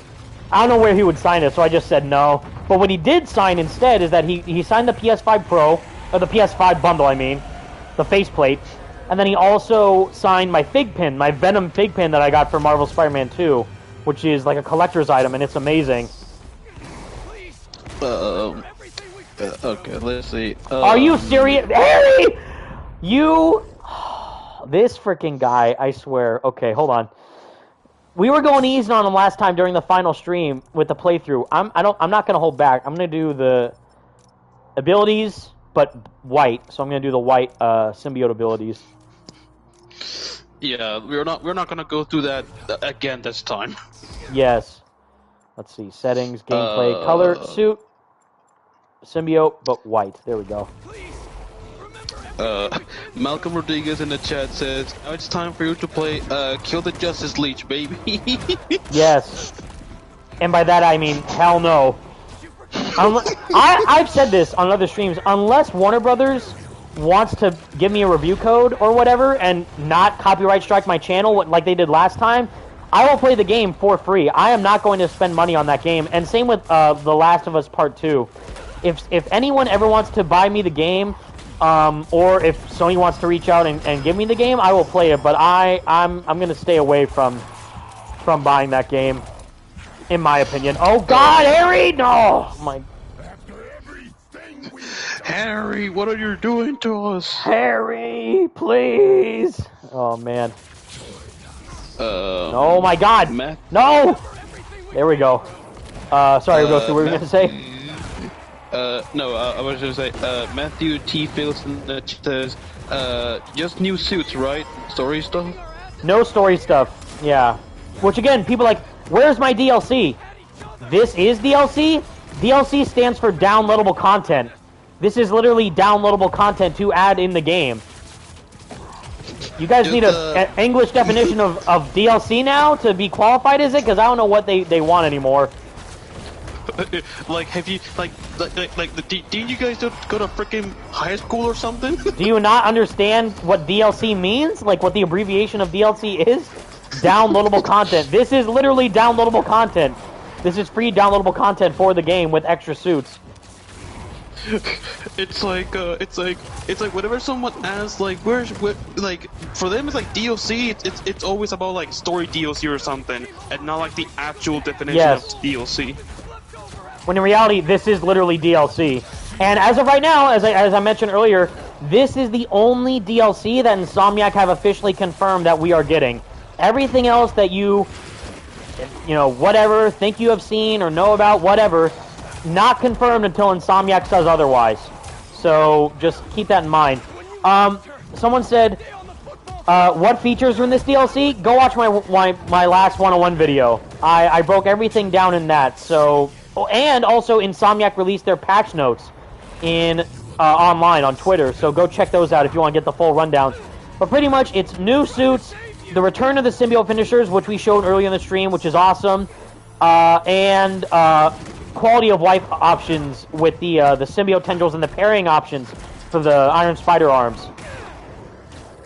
Jose Tolo, why is Peter wearing a Gran Turismo suit? Is he stupid? No, he's getting ready for the Grand Prix. Chill out, respect. He has to defeat Venom first. He has to just defeat the Venom first before he goes to the Grand Prix. He's gonna go in his freaking Spider-Man themed Gran Turismo vehicle or something. Yes. That was made by Insomnia themselves because they're the ghosts. Because they're the goats. They're gonna go G for gold. G for goated and G for gold. First place. I really like the fluoro suit, I can't lie. I'm really liking it. Because we wore the black suit version in the, the Kraven mission. Now we're doing it in the Venom mission. It looks really good. Man, I was not expecting you to actually like this suit so much. Me neither. But that's the thing. It looks different from, don't judge a book by its cover. That's the message at the end of the day, is that, oh, these suits look bad when you look at the 2D concept art. Yeah, because it's concept art. The fact that you don't know what it looks like yet until you play it for yourself is a reason why you shouldn't just go and judge things right off the bat. Now, granted, are these the best suits ever made? No, but it still is cool to see, the amount of effort and detail that were poured into them. Yeah, Excuse me. And the other thing too is that these suits are being added for free. So even if these suits were behind a even if they're for free, you can still have the option of oh, I just don't want to wear them. That's it. Yeah, they're there if you want them to be there. That's the thing. Harry, you scumbag! Harry, I was trying to grab the cop car and you got me. Oh my god. He's pretty difficult on Ultimate. I'm having a harder time with this than I did last time. I'm actually having a harder time with him now with all my symbiote powers versus last time when I just did my Iron Spider arms. I don't know why. Well, I guess it's time to go back to the spider arms, I guess. That's right. It's reverse psychology. Bruh. This almost feels like I'm fighting a boss in Dark Souls. That's right. Oh no! Where's the what's her name? Melina from Elden Ring? It's like that. Yeah. Let's see. These suits are actually pretty good. They honestly surprised me. Yeah, good. And it's great because again, you will not know until you try it out for yourself. Yeah. Whoa! Whoa!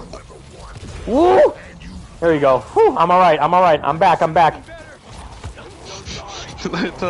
Let's root for Evan in the chat, guys. Let's back him up. That's right.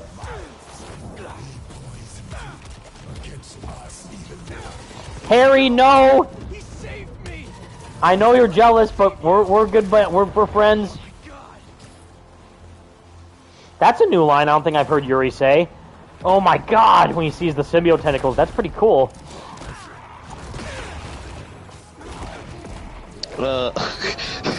CD in the chat says, the real question is, would you rather have 19 inches of Venom or 19 minutes with Black Cat? Can we do both? I don't know. Best of both worlds? Nah, I will take the 19 inches, I'm sorry. Harry, get out of here! Oh god, oh no, oh! No! Whew. Are you serious? I was trying to- What? How does it even make sense? I was trying to do a finisher on Venom and there was a little minion right underneath him. What? Come on now. Let's see, I want to try and do a finisher on him if I can. Woohoo! Come here, Harry. There we go. Come here. Woohoo! Alright, come on. I saw someone said, yeah, Asud, I can tell by the way you're saying that you've had to deal with so many annoying people in social media. I can relate, man. I don't know how the hell Insomniac deals with all those comments on a daily basis. Thank you, Asud. Can I hug you right now? I literally feel the exact same way. Like, yeah, people on, which is why, well, again, the thing about social media is that it's a, well, first off, it's a cesspool, but the other thing is it's like, what's the word I'm looking for? Like a void, like a very small. It's not the general public. It's like a very small minority of people that are very, very loud. You know, like the general consensus on Twitter is not what the general consensus is of people in, you know, out of social media. It's a very vocal, very, very vocal minority of people on Twitter that are very vocal during that entire, you know, that whole social media landscape. So the general consensus of people is that they like this version of Venom. It's just like the Twitter hemisphere is so loud and passionate that it's like, yeah, well, actually, he's ass and like whatever. It's like, you know, you can't please everyone, and I get it, but yeah, there's a lot of people on social media that just make it like, man, people are just very, very, I don't know what they're called. Children? Well, that, but also, like, not understanding. It's like, you want both. You want the cool new suits from the original designs, and also, ignorant? No, I can't think of the word, like, not understanding, but just, like, they're not able to comprehend what goes into game development. And they just take things at face value, and they don't look at things at a deeper level. Oblivious? No. They're clearly not oblivious, they just have very terrible takes. But I can't think of the word I'm looking for. It's just like, it's very, I don't know. It's hard to deal with them. Yeah, and having to deal with them like on a constant daily basis is just does not make things any better. Yeah, that does not help with anyone's mental health for sure. Media literacy. Yeah, that's a big one too. Is like, yeah, the media literacy of just gaming, but also, yeah, the narrative of certain games. But I don't think that's what I'm thinking of either. Shallow? No. Man, I can't think of what I'm talking about.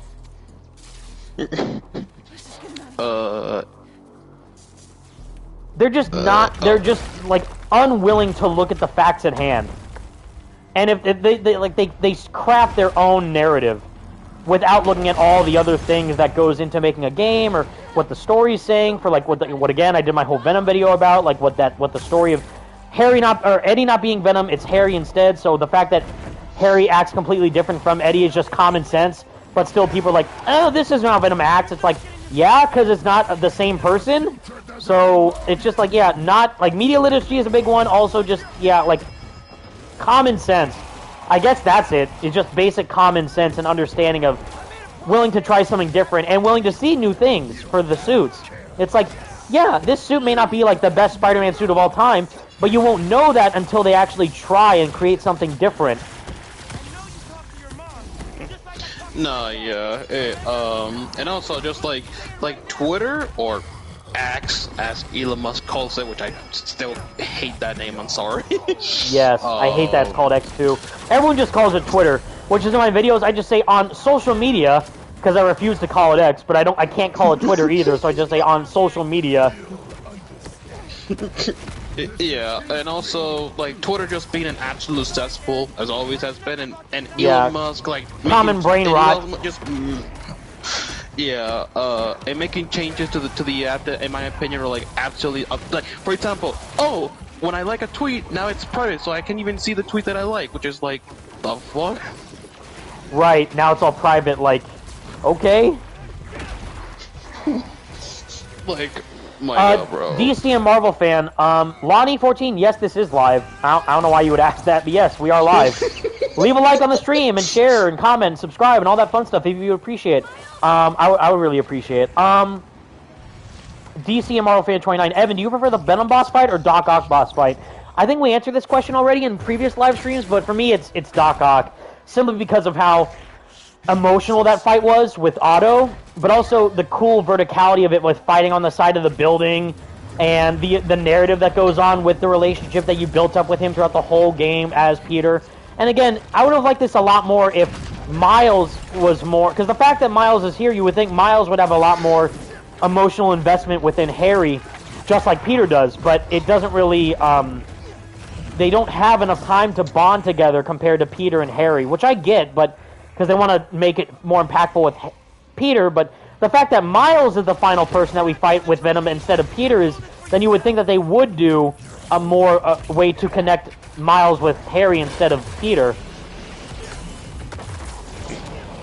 Yeah, it's just like the emotional impact is not as big as it was in the first game.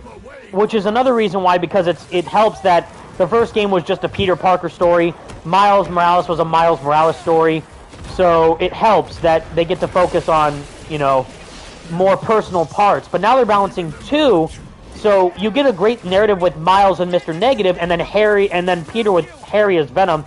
So it is great, but it would have been, since Venom is the ultimate threat that they have to both fight, it would have been better if Miles was more invested in Harry compared to Peter.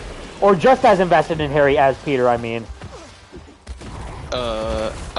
Venom is the better boss fight mechanically, but Doc Ock gets the bonus of the emotional impact, or at least that's my opinion. agree. No, yeah, I agree. Because you fight him in midair, you fight him with Peter in the anti-Venom suit, you fight him in the different areas in the school, and the EMF, so, yeah. Yep, I completely agree with that, actually. But I don't know, like, William Sawyer's performance still sticks with me to this day, as with Otto. With, like, you know, no! If they put me away, they'll take my arms! And also with, you know, Peter, where are you going? Peter! Like, that broke my heart. No, I'm not kidding. Like, I cried. Honestly, I cried the first time I played that boss fight. That will stick with me forever.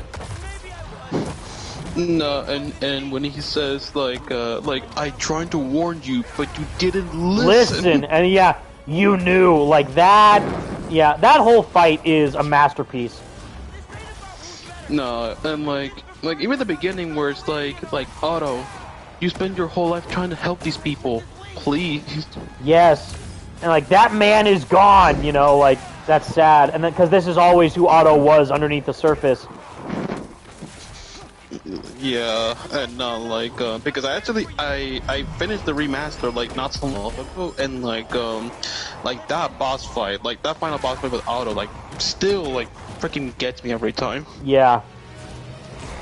No, yeah, that boss fight lives in my head rent free, which is why, again, if we get a second chance of seeing Venom possibly return somehow in some way, with Harry as Venom and not Eddie, to grow the character further, it would be far more compelling than doing a 180 and having Eddie come out of nowhere. No, yeah, definitely. And the no, but like I still think about like, because I think the other thing too is just like just how much of a good chemistry like Julia Lowenthal and William Sawyers have in the first game, that I think really like it makes you immerse in their like in the chemistry that they have. And when you see the two of them like fighting each other at the end, it's just God, it hurts. Yeah, Yuri and William together. And they, you know, I would love to see behind. I think we've seen some behind the scenes photos of them on set doing that scene, but I would love to get like a full B-roll footage of them acting out that scene without any, you know, game or what, like the actual scene in real life. To see that would be insane. Like that would break my heart, because that's like my favorite scene in the whole franchise so far. Yeah, no, like absolutely. And when Peter says like you were everything I wanted to be, and you just threw it away. Same here though, like Yuri again, where are Yuri's flowers? Where are Yuri's flowers? He needs to get this for the scene where he does with Harry, like fight Harry, fight, and also Harry, please. Like that is, again, Yuri is my favorite Spider-Man of all time. This, yeah, it's insane. No, I think Yuri Lowenthal, he went even harder for this game, honestly. Yes, especially during all the black suit sequences. No, yeah, and like I don't even want to imagine like how he was probably like after he finished all of his recording sessions. Like I don't even imagine. Oh, I didn't even look at the screen. Sorry, I was looking at the chat. I forgot to look at the screen. I was punching Venom. We got him though. Boom. Yeah, but like no, and like with how good like Yuri Lowenthal is, like his performances in these two games, it just makes me wonder what are they gonna do with Spider-Man 3 that's just gonna make it like even harder than the first two games. That's what I'm saying. Like, what in the world is the Green Goblin boss fight gonna be like? And how is that gonna operate with like him gliding around and in the air? Because again, we talked about this. I feel like they're testing the waters because Venom has wings, so he can. You fight him on the ground as Peter, and then you fight him in the air as Miles. Green Goblin, he's in the air way more than any other villain so far. So yeah, how are they gonna balance those two, Spider-Man or Spider-Woman as well with Silk, with the added benefit of Green Goblin flying on his glider and doing all that, like mid-air combat? Are we going to get more like Web of Shadows web striking combat? I would love to see that, but we shall see.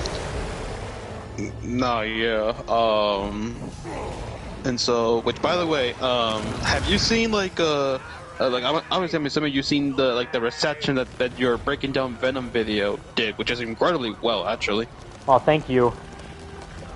No, yeah, and like, have you still seen people like argument about that version of Venom even after watching your video? Yes. Because then they're just blind, or not blind, because again, they're passionate, and I get it. And again, as I've said, I would have done a lot of things differently with how Venom is portrayed in this, as I brought up in that video. But I respect them for doing something different, and also understand that Harry is not Eddie. So people are mad that Venom doesn't act like quote-unquote Venom. No, they're mad that Harry doesn't act like Eddie, which is dumb because Harry is not Eddie. So if obviously they'd be completely different from one another. But as I've said, doing this in this way is great. I just wish that we also got two things. My big two things is what I wish we got with Harry as Venom is, again, having Miles more connected to Harry, but also playing as Harry when he was sick. And I was thinking about this, and it's like, where would they do this? Because where would they place it in the game to be able to play as Harry while he's sick?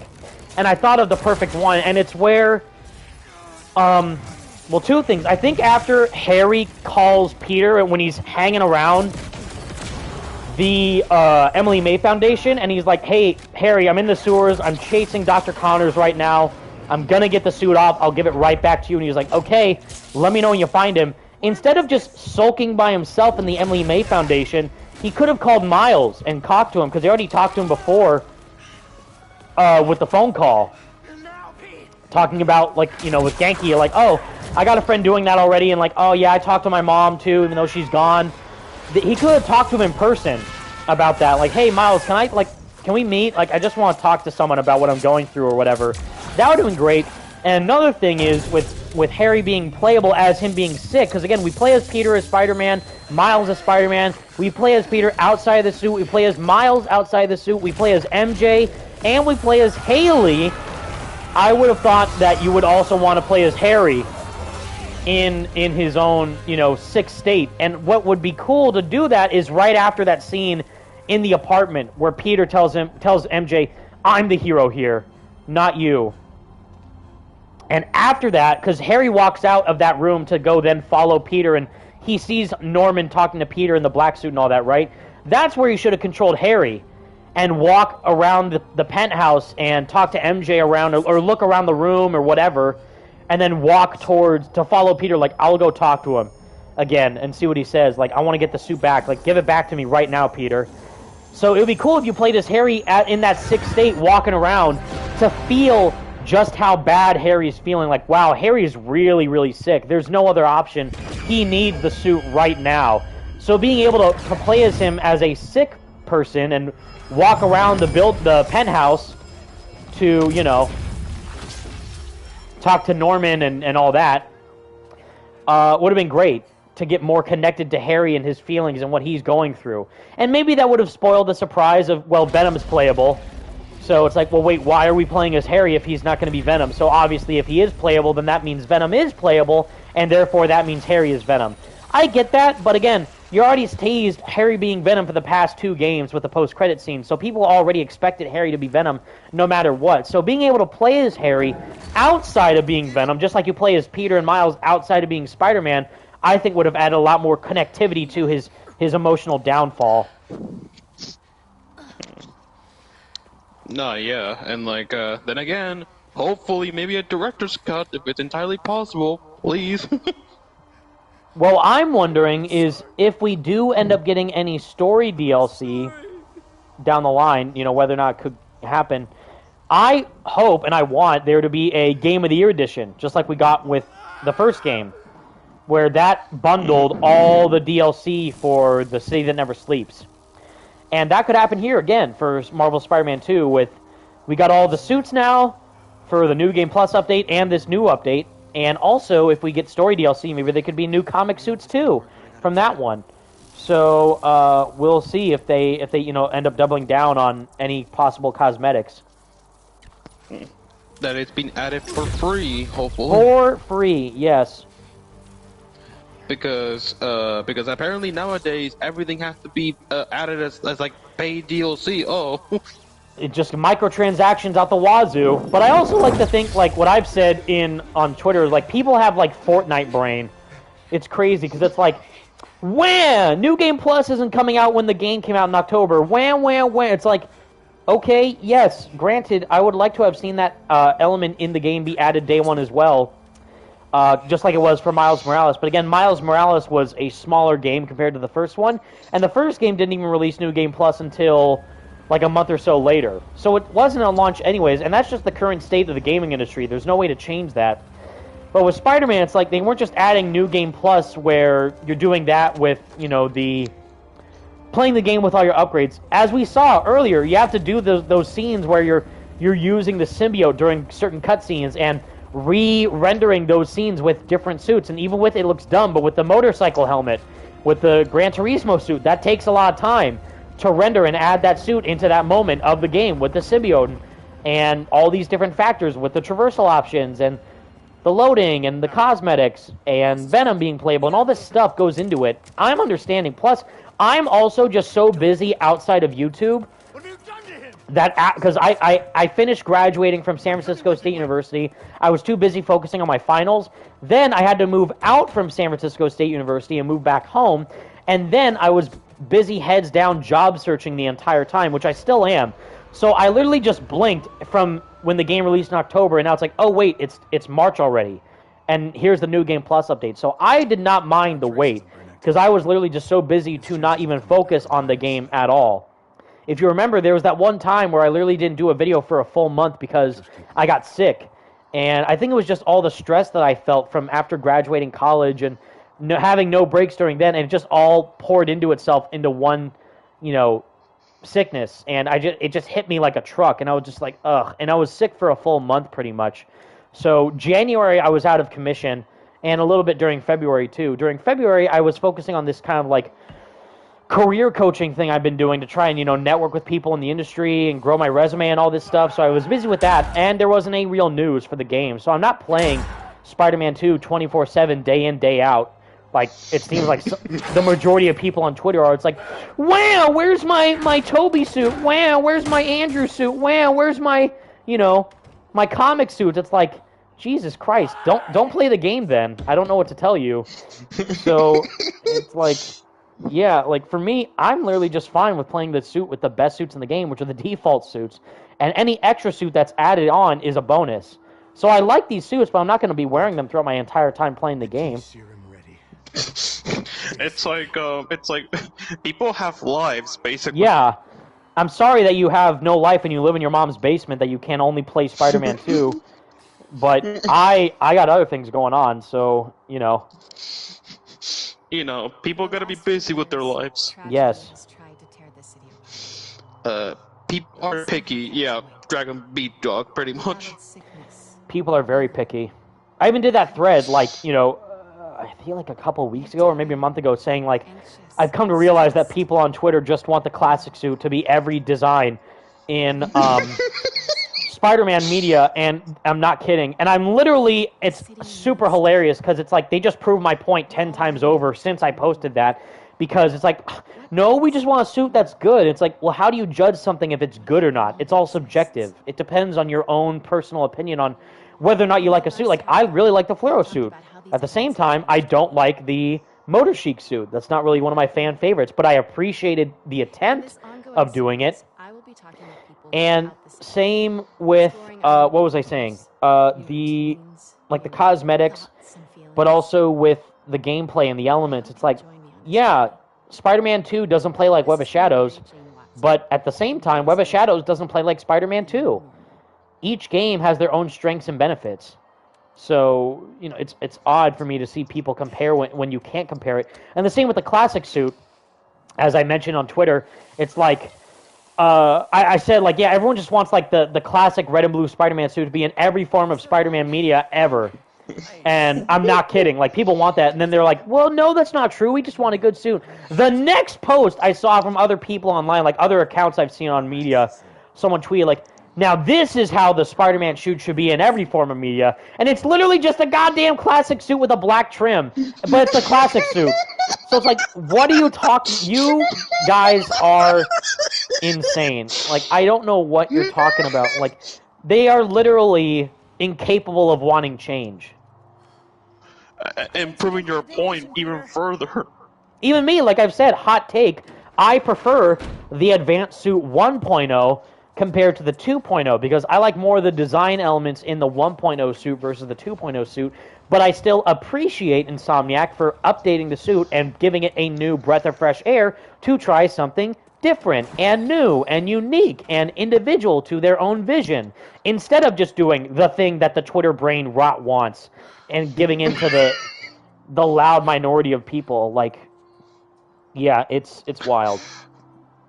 No, yeah, there's a reason why, like, being on social media for 24/7 can actually be like brain damage to you. Yeah. Huminator, I love your laugh of your friend Evan. Yeah, Ghosty is the best, Huminator. And I forget, like, when was the last time that I actually laughed, like, actually found something hilarious? I forget. Yeah, Dragon B-Dog, bro, Spider-Man fans are sometimes are super extra. Don't mess with us Spider-Man fans. We don't even like Spider-Man. Yeah, exactly. I don't know. Like, it's just crazy. I've been meaning to talk. Yeah, it's literally it become like a meme pretty much now. Yeah, exactly, Blasty. Wow, I want my Superior Spider-Man 1, like, version 1 suit. Yeah, exactly, because if you guys know from the comics, there's two different versions of the Superior Spider-Man suit. There's the one that we got in this game, and then there's the first one, which was red and black, which I feel like really popularized red and black Spider-Man suits was Superior Spider-Man. But maybe the Todd McFarlane era did too at some point. But that main level one was like, yeah, the big one. But yeah, they're like that. Well, I just want the comic classic suit. I want comic accurate Ditko suit. I want comic accurate Miles suits. Like, they're in the game. It's the Insomniac version of those suits in the game, or it's a new suit that looks better. So I don't understand. Dragon B-Dog, thank God I actually found some entertaining ass YouTubers. Well, thank you. I appreciate it. Thank you. Hopefully I can do you justice. No, yeah, but like, which but as I is more say, toxic? because Star of Wars? course, you know, in the Spidey Squad, what we like to say is, like, you know, fans are passionate. I get it. Spider-Man fans are extremely passionate, and I don't want to downplay anyone's opinion. Like, well, I want the human spider suit from Spider-Man 1. I want the Cosmic Spider-Man suit. I want the, you know, Miles Morales symbiote suit. You know, like, stuff like that. I get it. I understand. People love Spider-Man. I'm not trying to take that away from you.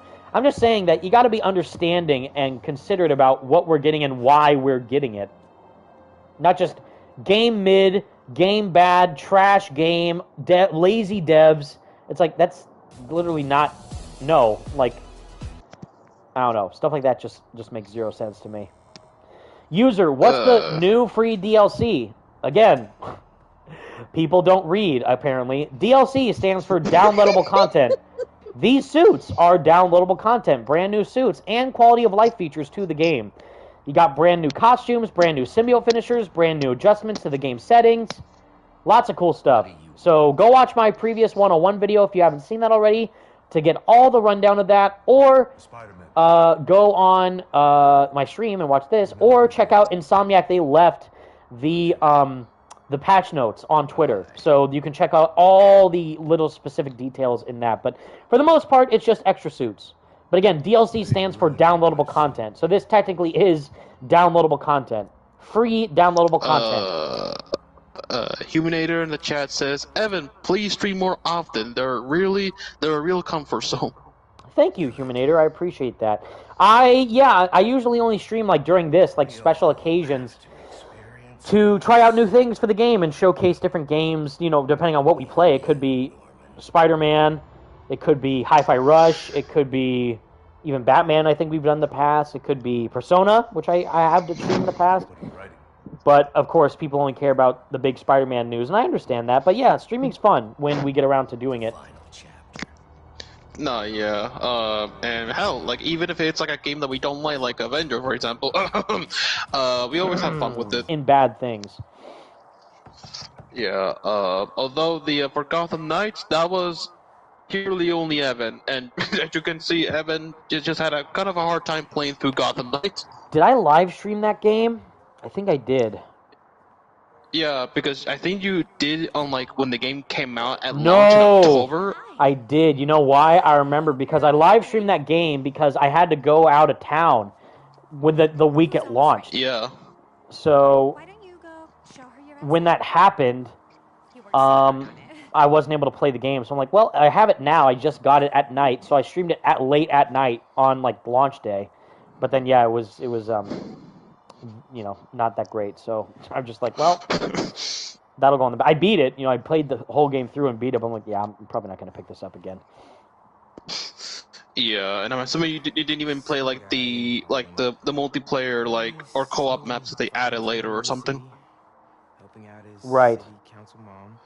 But like, yeah, and I'm assuming you didn't even bother with Suicide Squad. You were like, nah. No. Again, if anyone wants me to play that game, you'll either have to A, buy the game for me, or B, convince WB Games to actually send me a free copy, because I'm not going to pay money to play that game.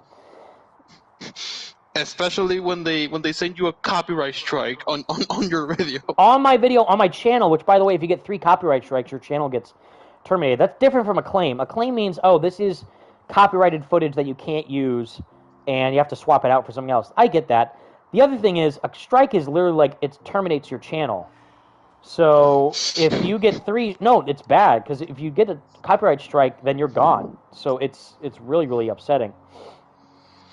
Yeah, it's like, the fact that Warner Brothers even send you a copyright strike to begin with is just kind of insulting, honestly. Yeah, which is why there was some leaked news that came out for Wonder Woman, and I was planning on talking about it, but I'm like, it's not worth it, because I don't care enough about the game right now to do it, but also I don't want to get copyright strike just for some dumb thing. That all came out on the problem of WB Games mismanagement. Yeah, Cosmic in the chat says, you didn't like what we did in this game? Copyright. Copyright, exactly. You don't like what we did? Like, gone. Out of here. It's like Warner Brothers, once again, they're just proving that they just cannot handle any type of criticism, honestly. Yes. Bruh, let's see, Dragon B Dog in the chat says, nobody even wanted to play the new DLC, just because how bad it was and how boring it is. I'm assuming he's talking about the DLC for Suicide. I'm assuming for Suicide Squad. Yeah, I would think. Yeah, the Tickler DLC is not going to bring anyone back in to play. I guarantee you that right now. Tickler, my god, these names are just. the Jonkler, the Giggler, the Tickler, the Diddler. I hope not that one, but the Diddler is kind of crazy. But, yeah, that one is nuts. So we'll just ignore that. But yeah, I mean, I get what they're going for, which is weird because shout out to our boys, Slick Moth, Salvage, and Irongen. They did an awesome video kind of breaking down the situation occurring with Suicide Squad and the failure that game is. But it was like a weird situation where it's like the captain instead did not go down with the ship. Instead, it was the captain abandoned ship and let all the other people kind of fight for themselves. So it was kind of sad to see how poorly handled it was from Rocksteady, but also the higher-ups at Rocksteady from Sefton Hill and Jamie Walker, and also the game from Warner Brothers, where they thought, yeah, this live service Suicide Squad game, which is less popular than the Avengers of all things, is going to make $1 billion. They thought that Suicide Squad was going to be, no joke, they thought, you can look this up, they thought Suicide Squad was going to be $1 billion franchise. And look what happened.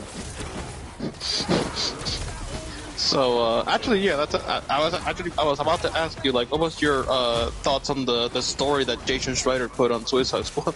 Yeah, it's crazy. It's just like, I don't know what to expect. Like, we already talked about in the previous videos, like, bad game is bad.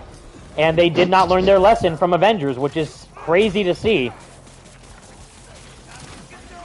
I think someone pointed out, it's like, it's almost an example of, instead of like toxic masculinity or toxic whatever, it came off as toxic positivity. Because they didn't criticize Warner Brothers or Rocksteady when they clearly should have. And said, yeah, you know what, this game right now, it's not really shaping up to be the thing that we're wanting it to be. Maybe you can adjust things here or do something different here or whatever. But no, instead of like, nah, this game's fantastic, this will be $1 billion property, this game is the best. It's like they did not give them enough feedback to make a good game. Instead, they just go to stroke their ego until it just collapsed on themselves. So, yeah, I don't know. It's strange.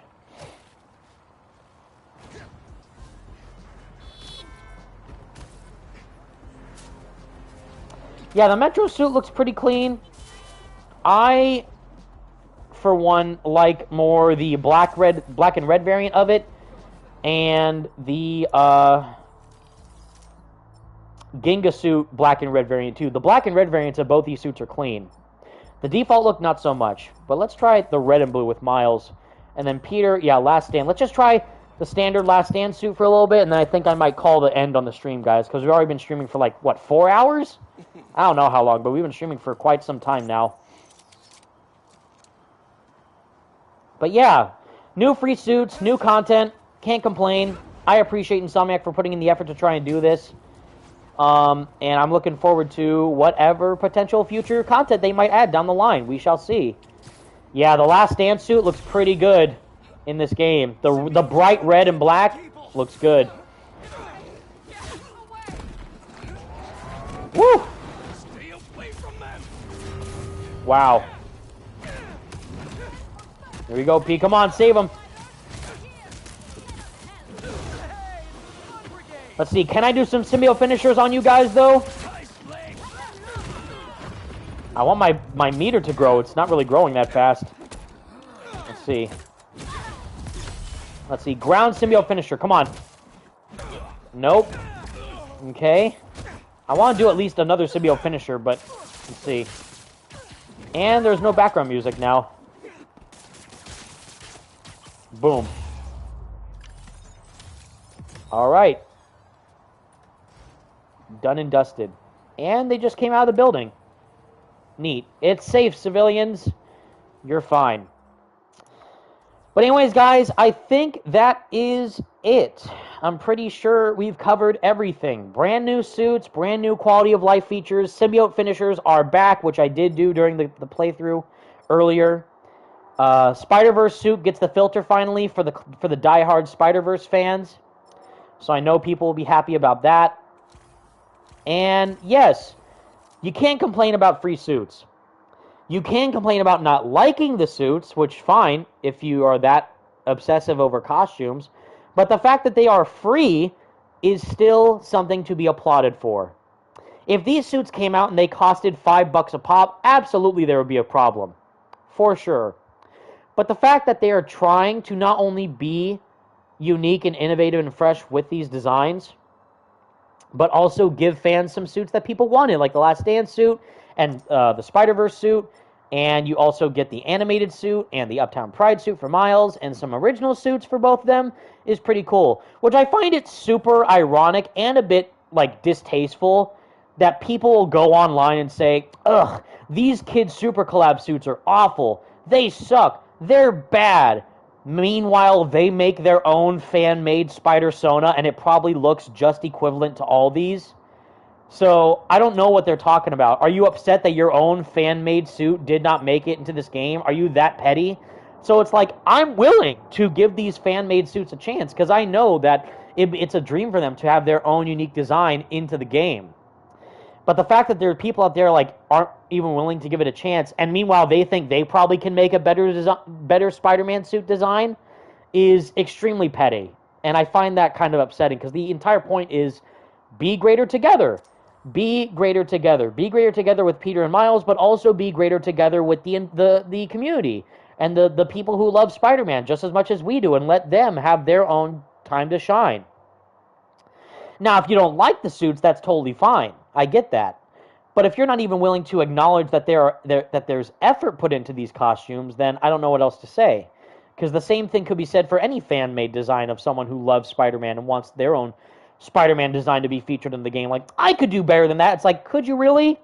What makes your suit fan-made design better than these fan-made suits? So, I don't know. I just am trying to draw a point home, like a comparison between people's point of view about not liking the suits versus they like their own fan-made design suits for some other thing. So, I don't know. Moral of the story, free suits is great. Insomniac is goated as always to be able to include these all for free at no charge. And if you want to dive into the game to try them out or play the game again, what have you, with the Spider-Verse suit, Miles suits, anything that you choose, go for it. Someone said in the chat said I'm toxic. I'm not toxic. I'm just being honest. I'm trying to make a point and drive it home that people online are not willing to look at the facts at hand, but also just be open and willing to give a suit a chance. And that's all I'm saying, is be willing to broaden your horizons. Give new things a chance. Be open to new experiences. And appreciate the effort that was put into the game from the hardworking developers who work on these projects. Because they don't have to do this. They could just decide to either not give any suits or just not give fans the opportunity to do free suits. Instead, it could be all paid for. But the fact that everything is free and is put in with effort and care from the teams at hand really means a lot to me, and I know it shines through with other fans who play the game online. So, or just on social media, sharing their experiences with the game. So that's it, everybody. Stream concluded. Free new suits. 4 for Peter, 4 for Miles, 3 of which have their own color variants. New quality of life features. I think it's great. Another great reason to dive into this masterpiece of a game. And I hope you enjoy your time playing it if you have been able to download the update, which it is free. It should just be able to access through PlayStation, like the homepage. Download it, play it, and you are in and good to go. But with all that said, everyone, thank you all so much for watching. Leave a like, share, subscribe, all that jazz. I would really appreciate it. But again, hopefully I can stream again some other time soon, or when the next Marvel Spider-Man 2 update arrives. We do not know, but I'm looking forward to diving into the game with you guys at another time. But until then, thank you all so much for watching. Stay spectacular, Spidey fans, and peace out.